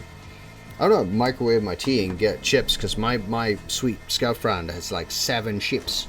for him. Yeah, I'm getting pretty hungry as well. I haven't eaten since like Or I could get my this morning. beautiful mod to microwave me the leftover tea and bring down a bag of sheeps for me and my scavron. Alright, I'll do it. I'll run an ad break. Alright, fine. Yeah, same. I'm gonna grab Okay. some stuff. I'll meet you back here shortly. Alright, grab some food. Yeah.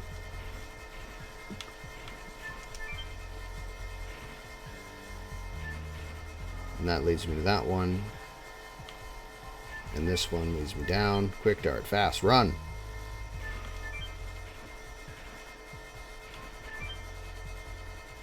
So how's your night going, Orion?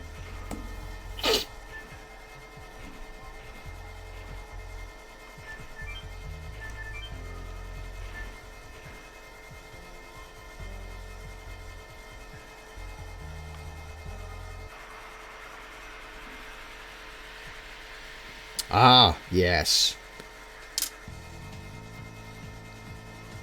It's very dry down here in my house.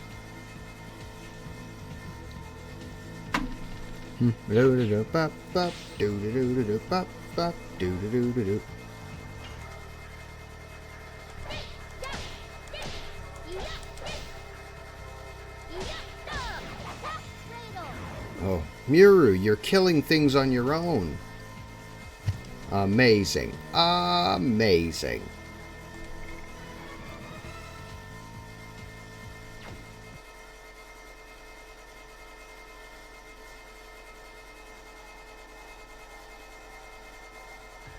Run, Dart, fast. Run.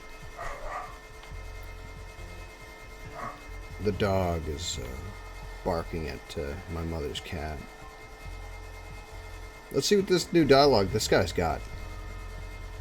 There is no longer a menace from the gang, but it doesn't make the valley any less dangerous. Ah, it's true. Hey, why are you carrying a lance?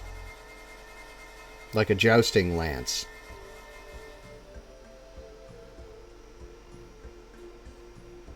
I think that the blue bird is in these mountains. Where's the rain? There's a bird in these mountains. I forget what it is. There's like one special mob here somewhere.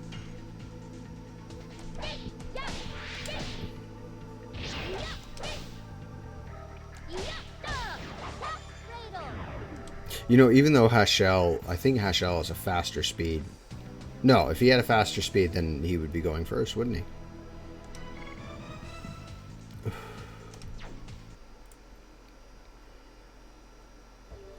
On a casual playthrough, 30 hours. If you really draw it out,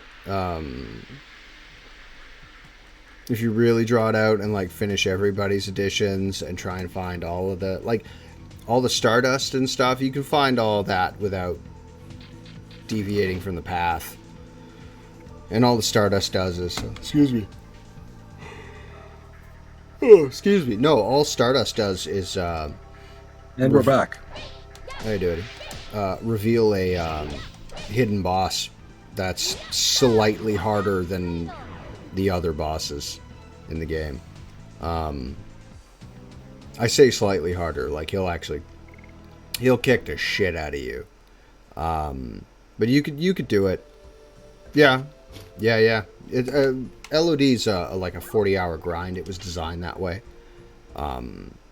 Found out that LOD was designed for kids. They sacrificed so many of their ideas, and they cut away so much to make this game for children. And I think making games with adult concepts and adult ideas, and then dumbing them down for kids, I think that takes away a lot of the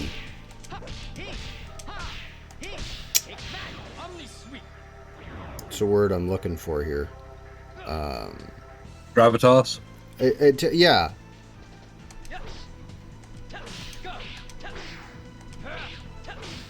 because we're talking about infanticide and genocide and Yeah. slavery, oppression, Civil rights, segregation. Like, there's so many things that LOD touches on, but they're all dumbed down and played gently. Yeah, there's a lot of like implications of racism and stuff. Like, Yeah. Culturally and socially, and I mean, like most culture wars have been historically racist ones. So Yeah, and when I found out that they had designed the game specifically for kids, to point it right at kids, and I just like, but there's so much more you could do with it if it wasn't specifically designed to appeal to kids. And it's got the 7 characters. It's got the 7 characters, and they transform into the, because there's like the Power Rangers and that kind of stuff. There were Power Rangers and Voltron and all that shit kind of going on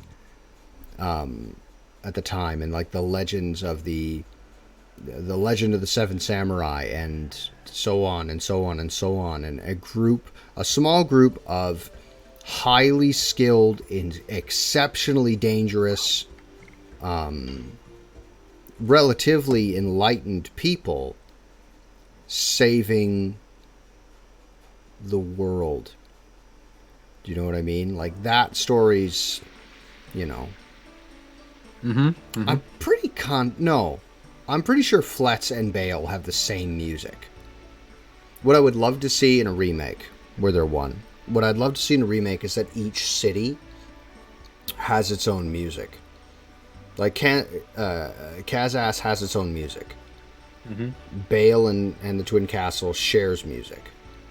One of the other towns, like the not Danu, the town north of that on the island, that town, I think, has its own music.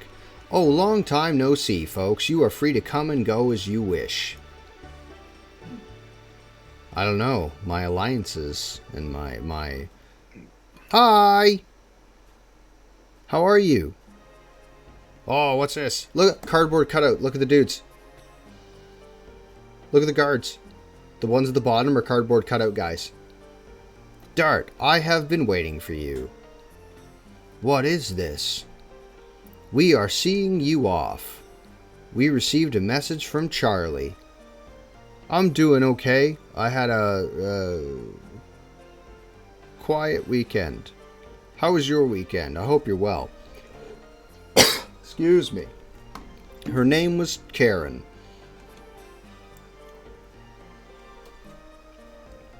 Everything is ready for going to Rouge. The world must not be destroyed. Even if it was the intention of the Creator, we are still alive. Damn it, did that again. I beg of you, please save the world. That's on the list of things to do. Pretty sure those guards are cardboard cutouts, too. They are. Commodore Puller is waiting for you in the basement to carry our hope. Here's something I changed about this whole proceeding. All right. These are like royal family members, right? Yeah, it does happen. Yeah. Yes, this is King Zor and his daughters. One is the girl we saved in the painting, and the other one does astronomy. Yeah. And Albert's set to marry one of them. But you have Miranda and Albert in your party. Yes. That's who they'd be talking to, not Dart. Well, Dart's the guy in charge. Allegedly, yeah, but he also has, like, the king. Yeah. And what's Miranda's position officially? She is a sacred sister of Melsazu. The daughter, she's a daughter of, the adopted daughter of the queen. Oh, yeah, they'd be talking to them. Yeah, so she's a princess, and Albert is a prince. And, hey, since you're here, Zakara, I have an alternate fan. I know, and they had so many technical limitations at the time, and they had limited time as well. So I don't begrudge any of this. I don't begrudge any of the story No, of writing course. as what's the word I'm looking for? I'll bitch about LOD a lot. I bitch about it a lot. But I love this game so much. Like, I'm sitting like the cardboard cutout guys, like, it's like, that's terrible, but I love it. I wouldn't trade it for the world. I love it. I really do. Exactly. I put this to you. I put this to you. In your mind with me now. Imagine Albert died. Okay? Oh, that hurts me. I didn't realize that was the case. I didn't notice that the entire time. I only noticed that Kongol was a cardboard cutout this playthrough. Someone said it in the Discord, and I looked, and it was him, and he was a cardboard cutout Kongol, and it hurt my soul so bad. I wanted to just yell because it hurt me. Yeah. Mm-hmm. And okay, sorry. I'm off track in my own brain with how much I love my boy Kongol. My son's probably gonna be the biggest Kongol, the amount of food he eats. Good God. Anyway, sorry.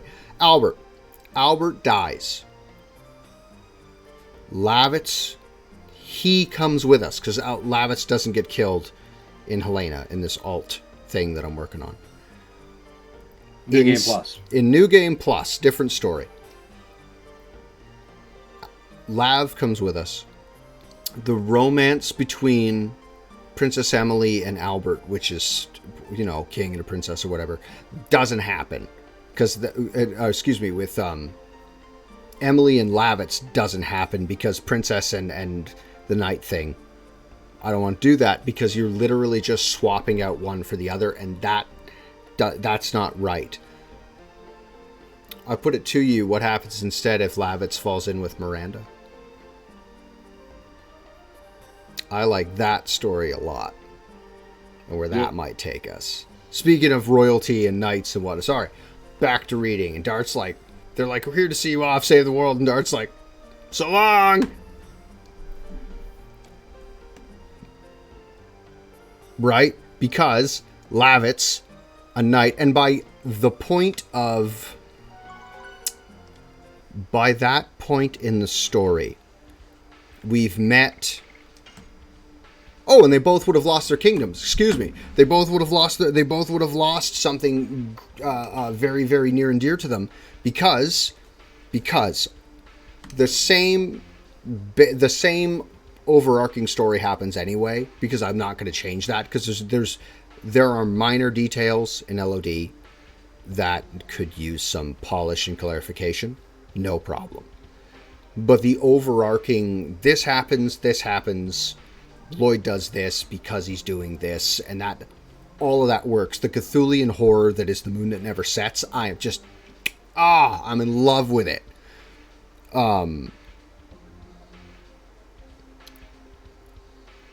When Albert dies, the only remaining crown heir, despite the moon object being gone, but most people don't know about that anyway, so that is irrelevant to legality, because most people don't know it's there. The only guy who would know would be like Minister Noash and a handful of guys in the castle. Albert dies. With the death of Albert, the Serdian War is officially over. Dole survives the fight because the mind control which he was placed under by either Lloyd or Diaz, that's broken, and Dole realizes the horror that he has done to his own people. The Dragoons don't blame Dole, they blame Lloyd. Dole, and now the United Empire of Serdio, take over. The capital of Serdio, it's moved to Kansas, and it would be anyway, because Kansas is a technological marvel, and it's my favorite city in the game, because look at that castle. It would have taken bloody generations to build, and it's a ring fortress. It's nigh on impregnable. It's amazing. That happens. Lavitz obviously does not stay. He is going to go for two reasons. One, he's a Dragoon. Two, Lloyd killed my king. There's nothing that's going to stop me from getting this guy. Because Lavitz is the first knight of the Kingdom of Baal, formerly. It is his solemn sworn duty to chase down his king's killer, in this instance, Lloyd. Or the guy that put it in phase, if you want to make like fucking Fulgrim. No, not Fulgrim. That's the Primarch of the Emperor's Grimdark? Children. No. It's Frugel. Excuse me. Frugel could kill Albert if you wanted to. I guess it doesn't really matter because Lloyd. All of this is on Lloyd anyway, so it doesn't matter. But Lavitz is going to go after Lloyd because Lloyd's the one that did all this and set the whole war in motion, and he's the one who gave Dole the stones, which made the guy kill his dad. Graham kill his father. Right. All of this leads back to Lloyd. Lavitz goes. Right? Lavitz is on the journey. We get to Milcezu. We meet Miranda. Miranda's like, hey, I'm going to go with the party. The exact same thing with Shauna happens anyway. She goes as the new Dragoon. Her and Lavitz, of course, automatically don't really get on because Miranda's kind of a bitch. And Lavitz is just tired and doesn't want to put up with her shit. But they eventually connect, especially after the destruction of the Crystal Palace, of which they will never fix. Ever. That's broken forever. It's gone. Wingleys could fix that. But the Wingleys could fix it. You know, that Wingley enclave that's hidden in the forest. That's something for Miru and Garuda. And then the Wingleys of the Evergreen Forest and the people of Denigrad could mesh together on. And that's a whole storyline. But anyway, Lavitz, Miranda, they hook up. And Lavitz, I don't know how his story ends yet. I haven't written that part, but I think that'd be a great fit. And they complement one another. That's just, sorry. Huge, gone. What am I even doing? We have to get we're getting the guy. The Stingray. We have to go get the flying Stingray. It's hot down here all of a sudden. How would you feel about it not actually being a living stingray, but actually a ship called the Stingray or whatever? What's his name? Kulon. What's his name? Excuse me. Sure. Yeah, cool runnings. Yeah. Commodore Puller. Oh, you're here. You gotta use your sachets on his fucking hat. There's a bird. There's a bird I had to fight. It's on the fucking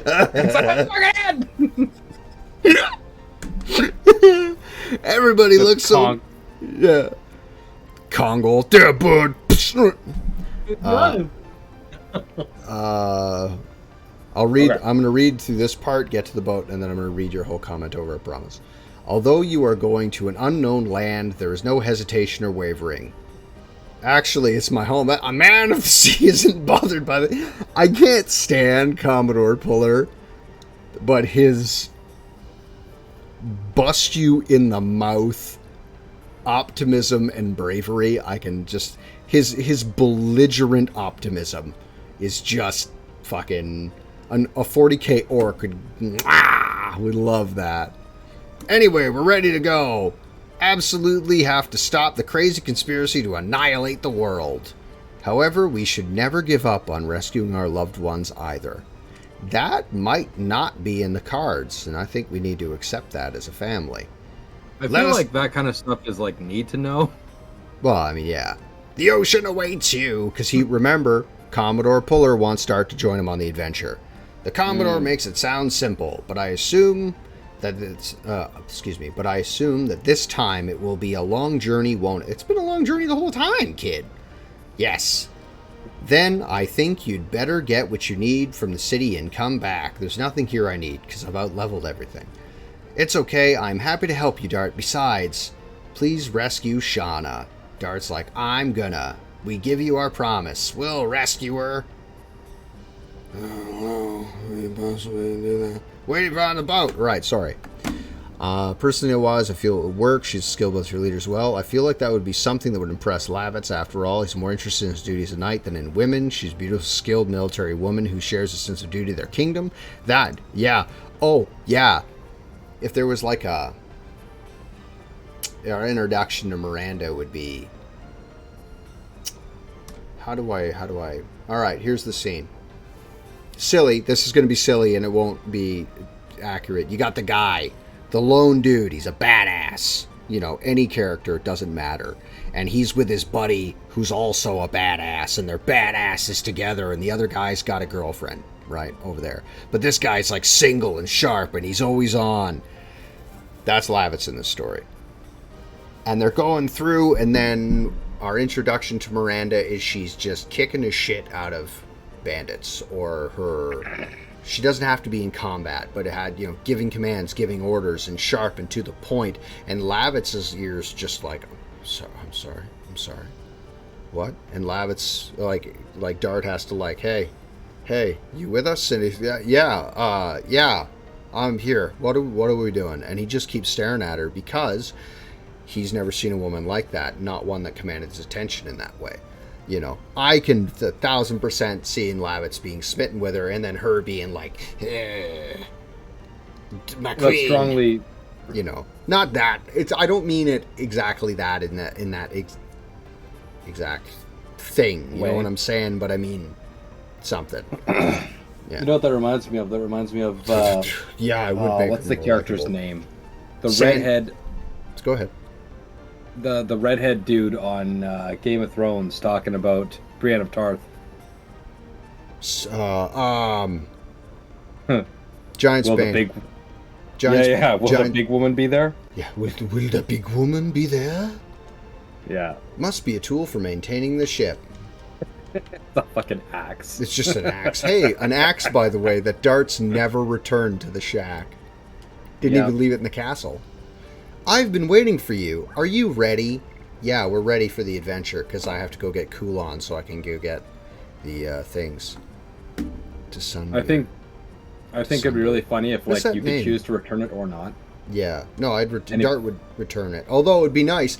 It would be nice in the closing of the game. They see Dart like returning to the shack to give it to the farmer and give him some money for a new one or whatever.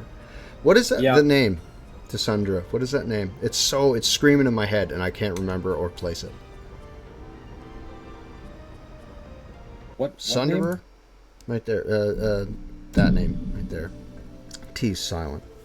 Boy, I want some chips. Sundre. I got the crumb. Sunder. I got the munches. Give me the golden bird, please. Or the bird. Which bird is it? Japanese term for the personality type of a woman who plays hard to get. Oh, yes. Miranda could be that. Because get the fuck out of here, mermaid. I want a bird that's impossible to hit. I have been carrying items on me for 2 discs so I could hit you with them. Looks like we're gonna go back and forth here. Yeah, we'll fuck. I'm better than that. You know what? If if that phrase became popular in the dialect, you'd see a whole bunch of white women with that shit tattooed to them. In the language. Yeah. In Japanese. It'd become a thing. I mean, like, most of it would be wrong. It'd be like chicken special or something, actually. Yes. Good God. Yeah. But I can see that being the new cringe tattoo. You know? Easily.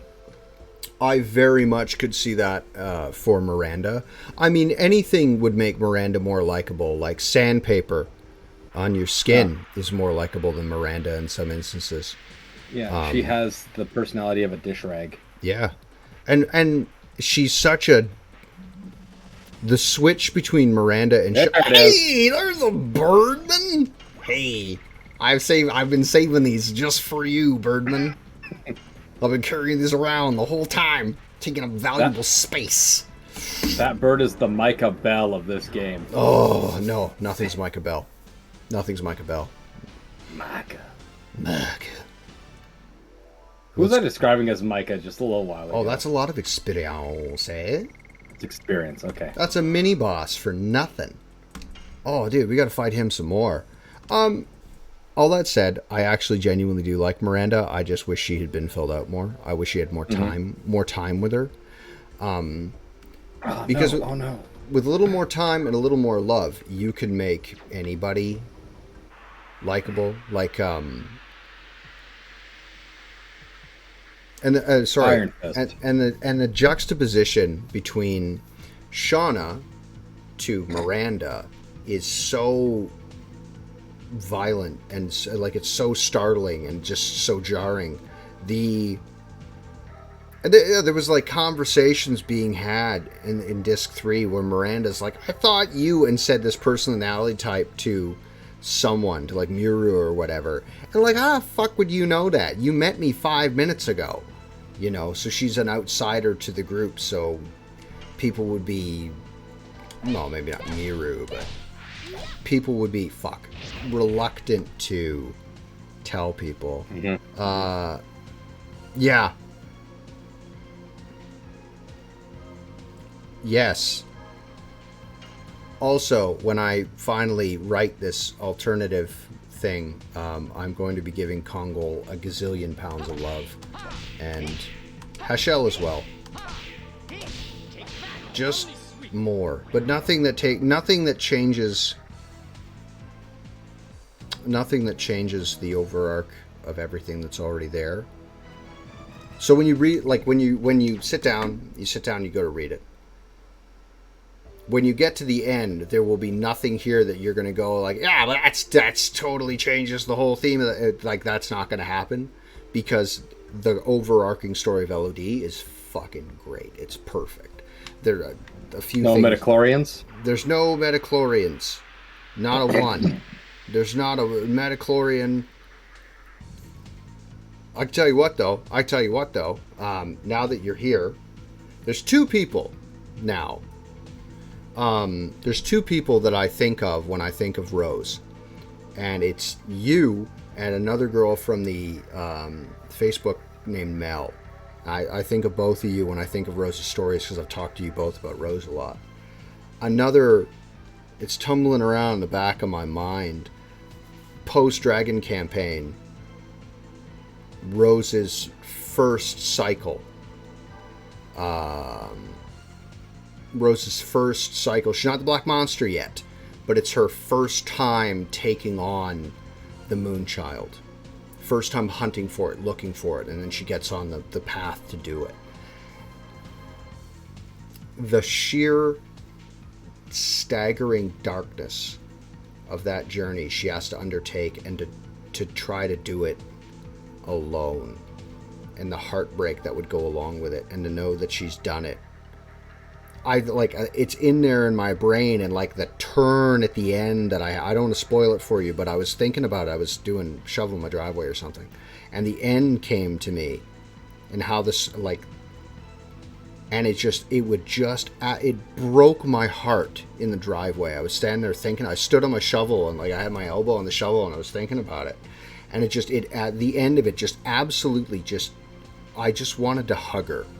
Like this not real person. I just wanted to wrap my arms around her, because there was nothing that would fix that. But maybe a hug might help. You know what I'm saying? Like, and I thought, I want to do that so bad. But I have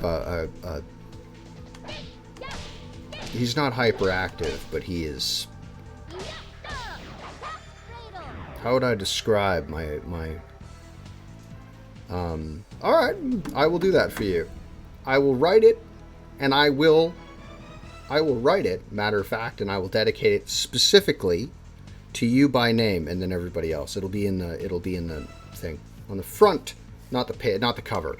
I'm gonna get that commissioned by the fella. I spoke to him. I know his name. He's here. He's on my phone.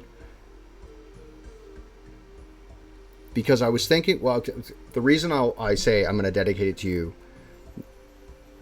is because you're one of the few people I've ever spoken to that actually get it, that actually get the character the way I do. Does that make sense?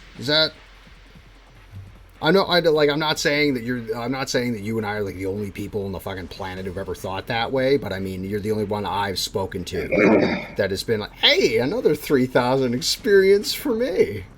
How you doing? Take this. Huck this. Just have this one for me. Ha! You go up to this bird. Are you there, God? It's me, a second, more powerful God. It's me. Smell this. Oh no! Yeah. Brilliant. Sorry. The other voice you're hearing is my brother. We've been bouncing ideas back and forth about LOD for 20 years because we grew up on a farm and we didn't really have money or things. We had one stick and we had to share it. We had one stick and we had to share it and go outside. And if we wanted to entertain ourselves, you had to dig a hole using that stick so don't break it. Wow, that's lucky.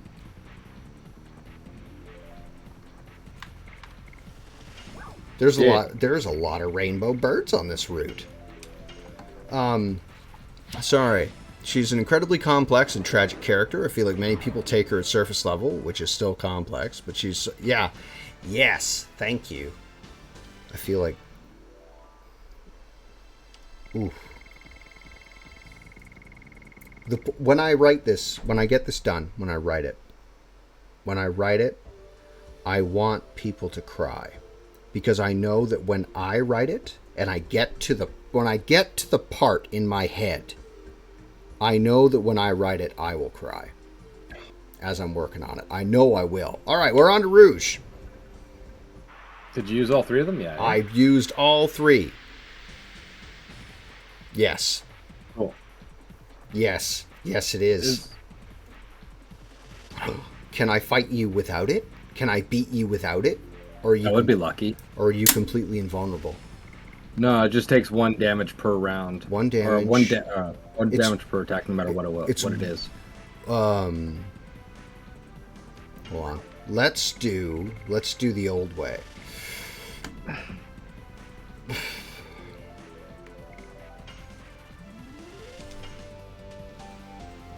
At 0 parts, I have to go back to the root and absolutely smash 0 parts into oblivion. All right, here we go.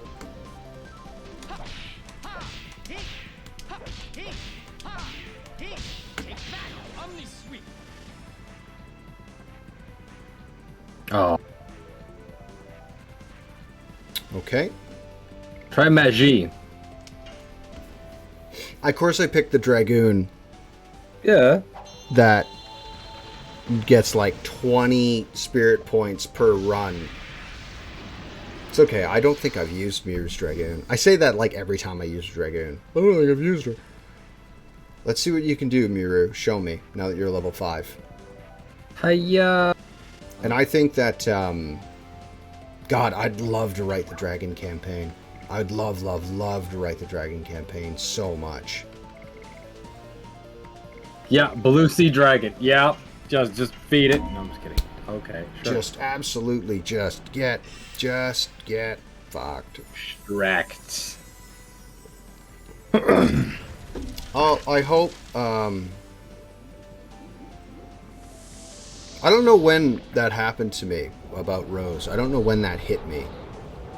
The weight of it is what I'm saying.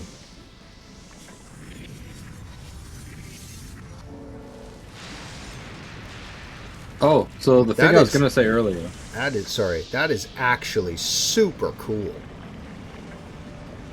Can you imagine that in like...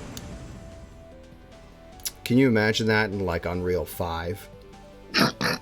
You know what I mean? When I say I want to remake this game in like Unreal 5, what I'm saying is I want it to look exactly like this, but in Unreal 5, but better. Yeah. Right? That makes sense. Have you read the little mini deleted scene in the Illidus script of Rose and Z getting engaged? Oh. It was so small, but somehow made me fall in love with them as a couple. I just think of kind of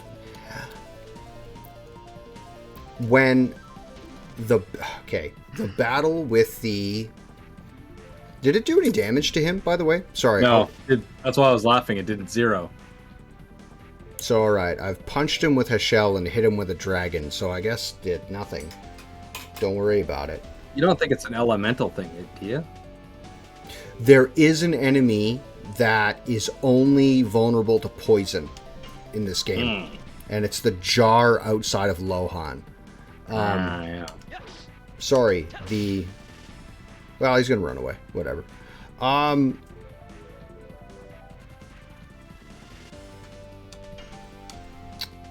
The Polter armor. Fuck, man, I'm better than this.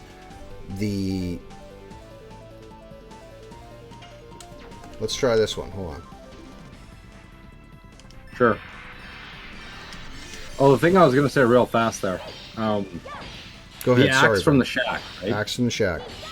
Yeah, you could choose to return it, but I think it would also kind of be cool if it was a hidden weapon that you could give to Congo later, but only if you've already returned it, because then the farmer like sharpens it or puts it on a new handle or something. Okay. Yeah, I think that'd be cool, just as a cool little aside, you know. Like, doesn't have to do like max damage or whatever, but it could be a cool, it'd just be like a unique item, you know. Give me unique, whatever. It's especially good against grass types or whatever. I don't know. I think that'd be kind of cool. Just if you got the chance to. Yeah. I think that'd be kind of cool. I see what you're saying. Yeah. Just like an Easter egg kind of thing.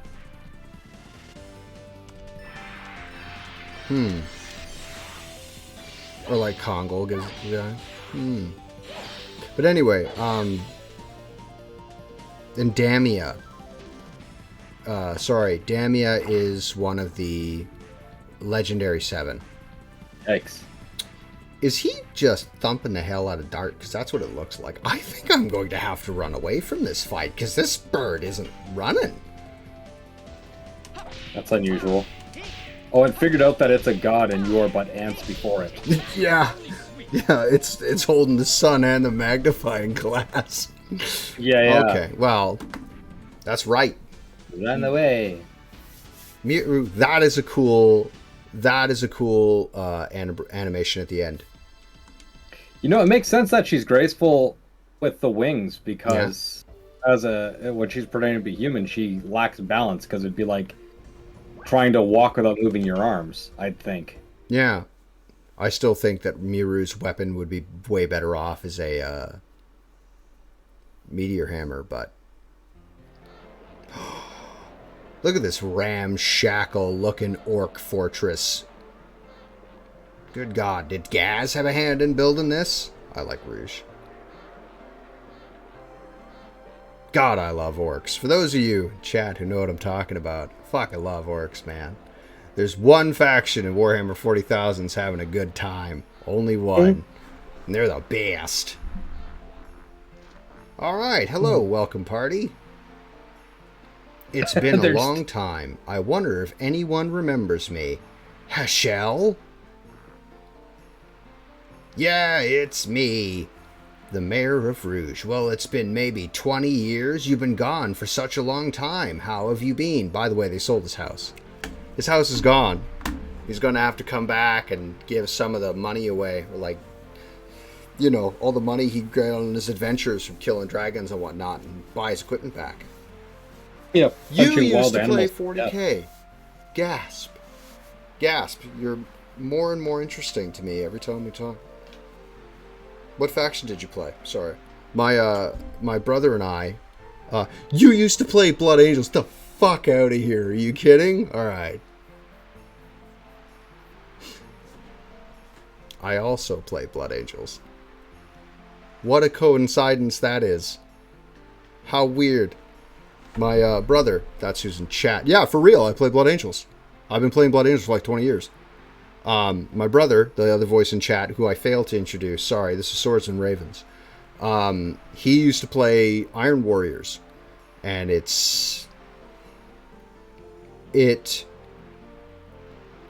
now to me, it is interesting and incredible on the factions we pick for 40k and how those factions coincidentally line up with our personalities the way they do, right? But my brother is much more orky now than he ever was Iron Within, Iron Without.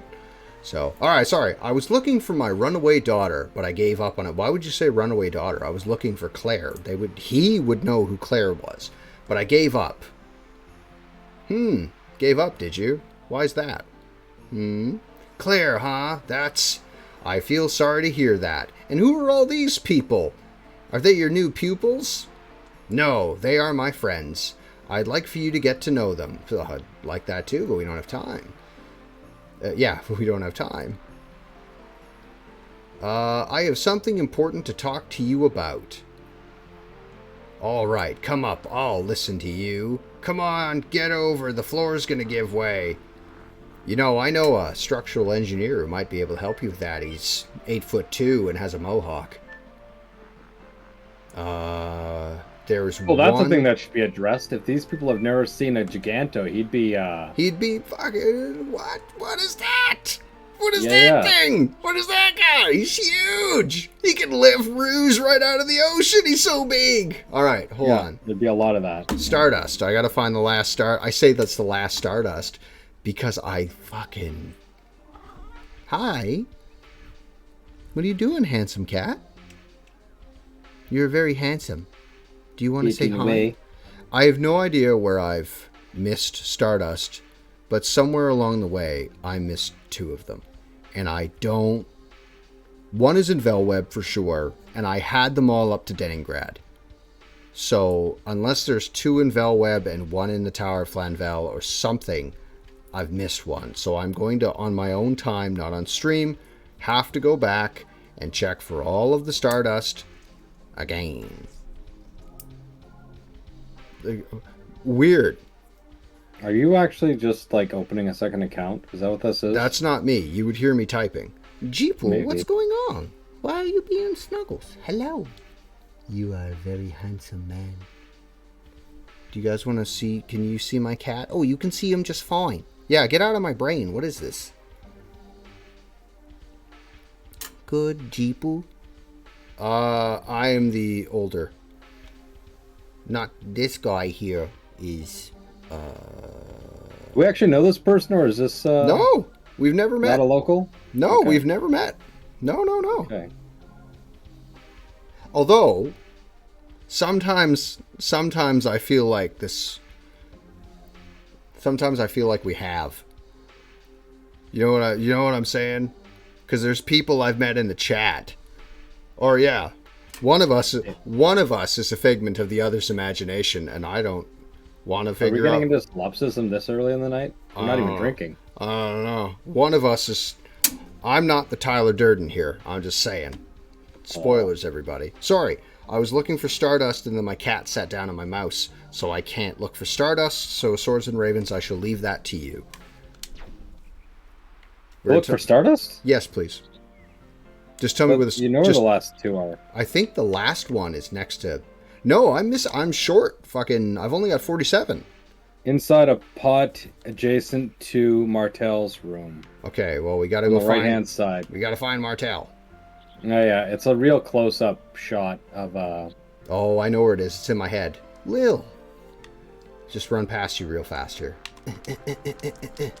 Do I have to talk to you first? I think I have to talk to her first. Try going around that corner on the left. Okay. Jeeple, a friendly cat. He's a cat. His name's Jeeple. There you go. Yep. In there. Other pot. A stone among the herbs. How... Thing. That's hideous. Okay, so we're still missing 2. Lil, she says, is a daughter. 48 Stardust. Where the hell? I'll have to go back and find them all. Martel. You folks. You are from this village too. Martel, now I remember. When I left the village you were still little. I didn't recognize you. But you did. Is she sick? How is she? Not good, but it should be okay with this stardust. Now I'm starting. I beg you folks from save Lil from her illness. Oh.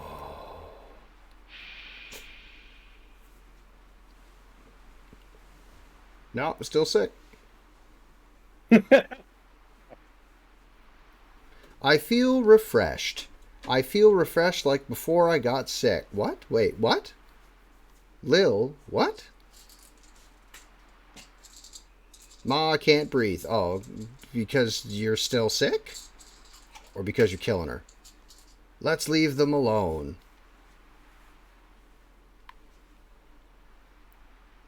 Talking shit, getting sick.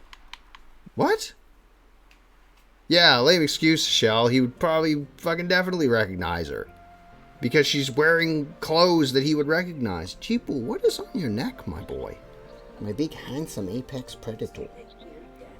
No, he's not a dandruffy boy. He's an apex predator boy. No, his hair is perfect. Oh, it's you folks. Lil's become so much better, but if you find more Stardust, won't you give it to me? I guess it's the partiality of a parent. I want to wish for her so that she won't be sick anymore. Keep your eyes open. Okay, alright. So I thought I got the thing with the thing anyway, like without having the full 50. That's why I was saying what? Jeepu, the friendly cat. He's my cat, his name Jeepu. He just wants to bite you, human. You're a good boy. And Pashel's looking around. Looking at that hole in yeah. the floor. He's like, what's this pissing hole in the floor? And Hashel's like, hasn't changed a bit, huh? Still got the piss stains. No kidding. This village is forgotten. We rarely have visitors from the continent. All we do is fish and sleep and fish and sleep and practice martial art. Who's talking? Martial arts master of ruse. Practice and sleep practice. So you guys must be fucking lethal, man. That's about it. Nothing has changed. What? What? What do you see? What do you see, my very handsome boy? Oh. He ran away. Where you go? What do you do? Jeepu. He's a large cat. He's very big. That's about it. Nothing has changed since Hashel left the village. Say, what's cooking? You came all the way here. Must be something important, huh? Yep, to be honest, we are looking for the way to the ancient cities. Ancient cities? What the heck are they? Those were towns where the long-gone Wingleys lived. They're not towns, they're cities. Do you know anything about them? And they're like, no. Why would they? Wingleys? What on earth are they? You lost me. You couldn't know, so let me explain. And then we cut to black because Hashel's trying to catch this guy up in 11,000 years. Well, I mean, specifically the last, 40 hours we've been playing. I want to put my glasses on again, but I know I'll get a headache. A world crisis? That's a pretty awful thing, then. That's why we are in a hurry. Are there any old ruins around here? Things that humans couldn't make? But maybe Giganto could. How about this? There's a stick rising out from the sea. Could it be related? Ooh, that thing in the sea. Indeed, humans couldn't have made it. Cat hair in my mouth. Where is that? It's in the middle of the sea, but you can't get close by boat because there's an awful whirlpool. But you can see it clearly from the cliff top. Well, it suddenly came up, so you wouldn't have known about it. Shall we try? Oh, excuse me. Hope it's the one you folks want to go to. I mean, it is, because it's being pointed out to me direct, but yes. I shall save here, and then we'll party hard. Twin Castle, saving the Death Frontier. So many. Are you calling it, or what? No. I can go for a little bit more. Although I'm going to have to... It's 10 now. 10 o'clock. I will have to take my meds and whatnot. And it's been a couple hours, yeah. It's been 2 hours, 31 minutes. We'll go for half an hour more. We'll make it a solid 3. Right. And then we'll just explore Ruse for a little bit. See what we're getting at. I really want to go to the city. Aquafil, Agrila. I forget the name of the city. But we'll get down there and then we'll... Oh yeah, no, then it's a whole thing, isn't it? I think they definitely be clamoring over Kongol. I think there should, like... Because he's more than an outsider. He'd be a, you know... Like a circus act, as far as they're concerned. Yeah, well, they never would have seen anything like that. Can you imagine Kongol? Like, I know it's in the end of the game or whatever, right? But... Like, Kongol doesn't need to know martial arts. He's been taught every manner of modern warfare that you could get his hands on. 20 years living with Dole, he would have been taught. He'd be Sun Tzu. Yeah.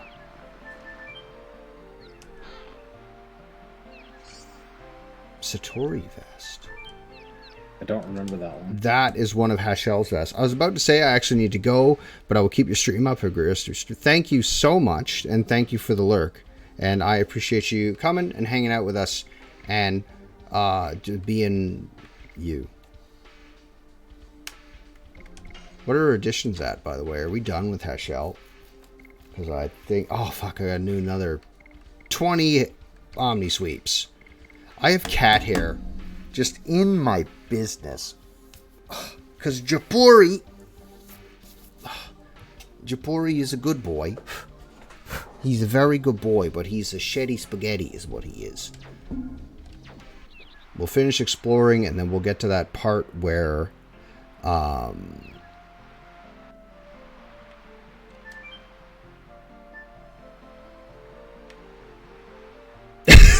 If you're gonna lose a battle, don't do that. Fuck.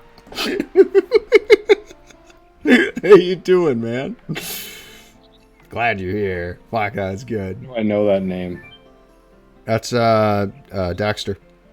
Ah, that makes way more sense. Yes. Yeah. But now that you say it, I read that in his voice. Yeah. That literally sounds like what he would say.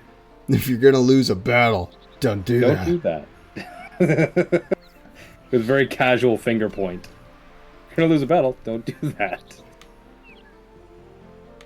Oh yeah. Well, you guys can do what I had to do. I had to get like Authy and like change the phone number and everything so I could get it.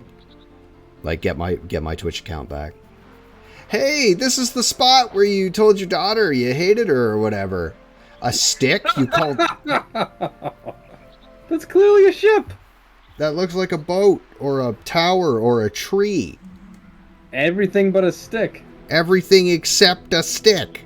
Yeah, we gotta change that. We're gonna fix... You could say it started as a stick. And it was just a fucking tip of it sticking out of the water. Yeah, that must be what the mayor was talking about. There was no stick 20 years ago when I was here. It's huge and more like a tower than a stick. There you go. This structure could never be made by human technology. Rose, do you know anything about it? You were there once, weren't you? That's right. Rose is one of the... That is pointless. Get that out of there. Don't you remember anything? Hold on. Is it that... hold on. Is it the fact that Rose doesn't remember the events of the Drake? That doesn't make any sense either to me. No, it's just bad translations. That doesn't make sense that Rose wouldn't remember something that important. Anyway, sorry. Charlie said the Signet Spheres remain in the magical city Aglis, the Death City Mayfield, and Lost Cities Inabatos. Thank you, my love. If I remember... an intermission for ships for Scafrown. If I remember correctly, there was only the magical city Mayfield Aglis in this region of the sea. Charlie must have made us come here because she thinks Zeeg will go after the Signet Sphere of Aglis first. Rose, question please. What the heck is Law City or whatever they call it? What do you mean? I was thinking about that too. The Crystal Palace was called the Birth City. Oh, the Birth City Crystal Palace. That's a strange name for a city. was a city where babies were selected to be born. Selected babies. Those with weak magic powers weren't allowed to be born. That's awful!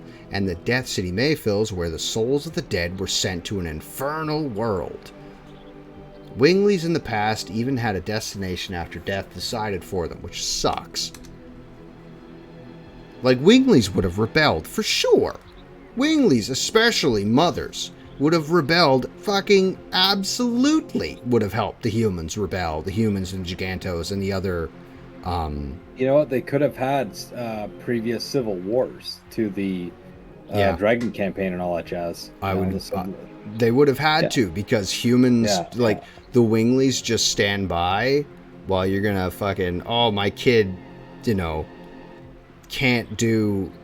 doesn't pass the Wingly exam, whatever, right? Mm-hmm. So the mother and the parents are just gonna stand by while the state murders their kid? Fuck that. I'm throwing mollies through the window. I'm picking a fight today. I'm not waiting. It's alright. We gotta give Scout Frown. By my count... Fun fact, Molotov cocktails were never used in official warfare. 7 sheeps. 1, 2, 3, 4, 5, 6, 7, 8 ships. I have 8 chips to give Scout Friend, so we're going to count them out and give them to him because he's a very, very good boy. See about that. 9 chips. Hold on. We're going to have to adjust the camera and move the mic. 1 ship, 2 ships, 3 ships, 4, 5, 6, 7, 8. Those are too small. Too small. I'll throw you back to the ocean with you. The crumbs at the bottom of the bag. It's not Skudgeon's not a thing. Also, everybody, if you will note, during one of the streams, there is now a new button at the bottom. You'll note it. It's next to Give Scout 1 chip. Someone can clip this for later, but at the bottom, there's a reward. And it's Give Lori 1 chip, in which you will pay for a single chip to be put in a sealed envelope and mailed directly to Lori's personal post office box, where she will then get 1 chip, regardless of the condition, for her enjoyment to eat. It's on the stream. You're welcome. Now, sheeps, plus Scout Frown. You're going to have to... Can I get you to be my camera woman? Wah. Cameras. It doesn't go much farther than that. So Scout Frown knows. Is he there? Everybody's here. No, I need to see him. Okay, turn, pan. There he is. There's Scout Frown, my best friend. Perfect. There's Scout Frown, very good friend. Ready for ships? There's 9 big ships for Scout Frown. Many sheeps. Plus Jasper. Jasper's fucking huge, man. What a big cat. Alright. Thank you, my love. You're an excellent stream assistant. Just amazing. So there you go. The debt has been paid. The oath is fulfilled. The ocean shall not inhabit the living room. For another generation. Do you want to know anything else? The Forbidden Land. I do want to hear more about the Forbidden Land. Why not? We'll do a little more of this talking, and then we'll... It was the capital of the Winglies' world, dominated by Melbuframa. It was the center of politics and the military. That's why it was so damaged. That's the reason why it is in the Forbidden Land now. But why? No, that's the reason it's the Forbidden Land. Okay, so where specifically did Cadessa land? Where did it fall? Where is it?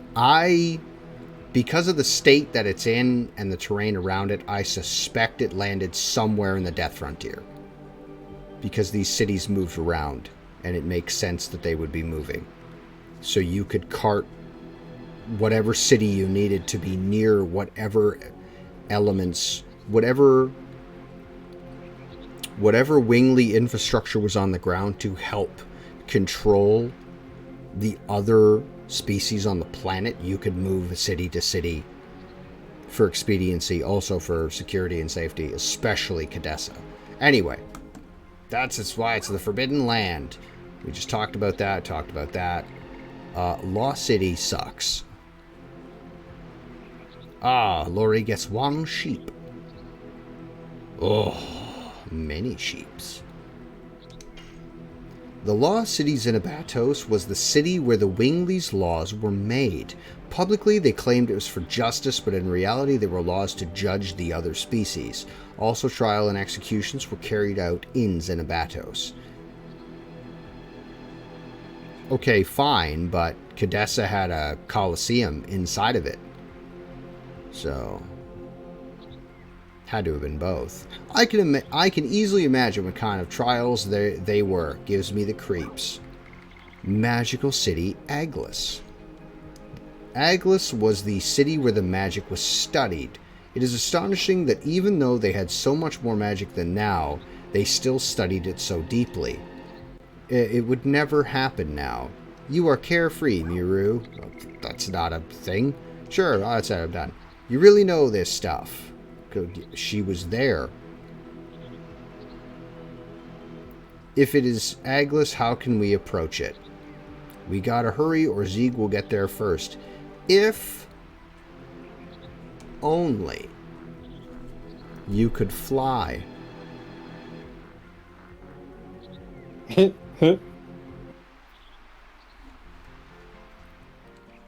We're going to get to the end of the path. Hold on, wait. We're going to get down to here. And then the music will kick in. Dart, look out! Oh, okay, never mind. Oh, here it is. Okay, it's not the banger that I thought it would be. Mirror Room. Aglis, the magical city. Oh, there's a guy.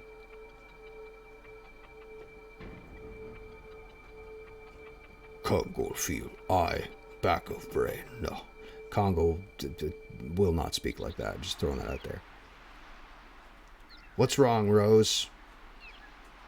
We were being watched by somebody. Being watched?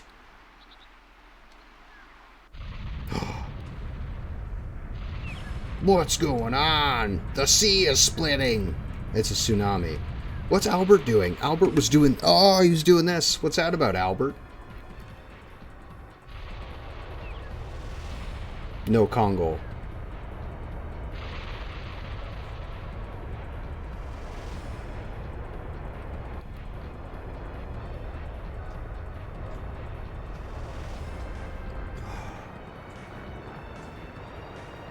Oh, Deep Space Nine. What is that? The magical city Aglis revealed itself. You can already see it. It was already there. Hashel, is that what you were looking for? And he's like, seems like it. Thank God it found us. Thank Soa it found us. I don't know why you're thanking him. Now we can go in before Zeeg. Let's go. Kickflip. All right, we're going to save. We're not Congo gonna... walks along the bottom to get there. Yeah, Congo. Just holds his breath because he's huge and strong and doesn't give a shit. Oh, that's new. Congo is 8'2" of solid muscle, no body fat, hold to bottom ocean, strong. And then we're gonna, holds a rock so he just walks there on the just bottom. walks on the bottom. Or they could pull a Johnny Depp and just put a boat on their heads. Can do that shit. Walk in the water. Yeah. Alright, which, by the way, is brilliant. Oh no, we gotta save first because we're going to call the stream. Because I gotta take my, my go-to-sleep juice. Your no-go juice. No, yeah, my no-go juice. So I can actually sleep. Bum, bum, bum, bum, bum. Alright, we're going to save here. And then next stream, which I should hope will be tomorrow. Guess I should convene with Doug. Ask him what time. Picking him up. I usually left about 10. Anyway, right. So that is the Legend of Dragoon for this evening. Let me hop over here to this. I'm gonna jump over to live stream. So, wow, we've got a lot done. Talked about a lot. The stream actually went longer than I meant to, but I'm really glad that you were here, Swords, for coming and talking about LOD with me. This could be a segment, I think. I think this should be a thing that we do. And talk about... man, can you imagine if we had a conversation about Siphon Filter, if we could find that? Ooh. I don't remember a thing about Siphon Filter. Well, it's confusing, tell you what. No, this stream went super well. I'll have to write a blurb for the thing. Anyway, it has been a fantastic stream. Thank you, everybody, for coming to hang out with us. I will try to be on tomorrow. I still need the best news segment of Game of Stones. Fuck. See you later, Ryan. Let's see if we can find someone to raid here real quick. We'll drop a raid on someone. I haven't done that in a hot minute.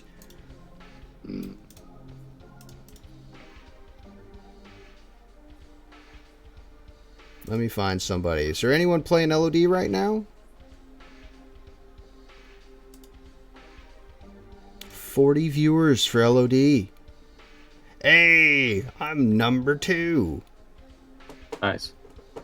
Pretty good.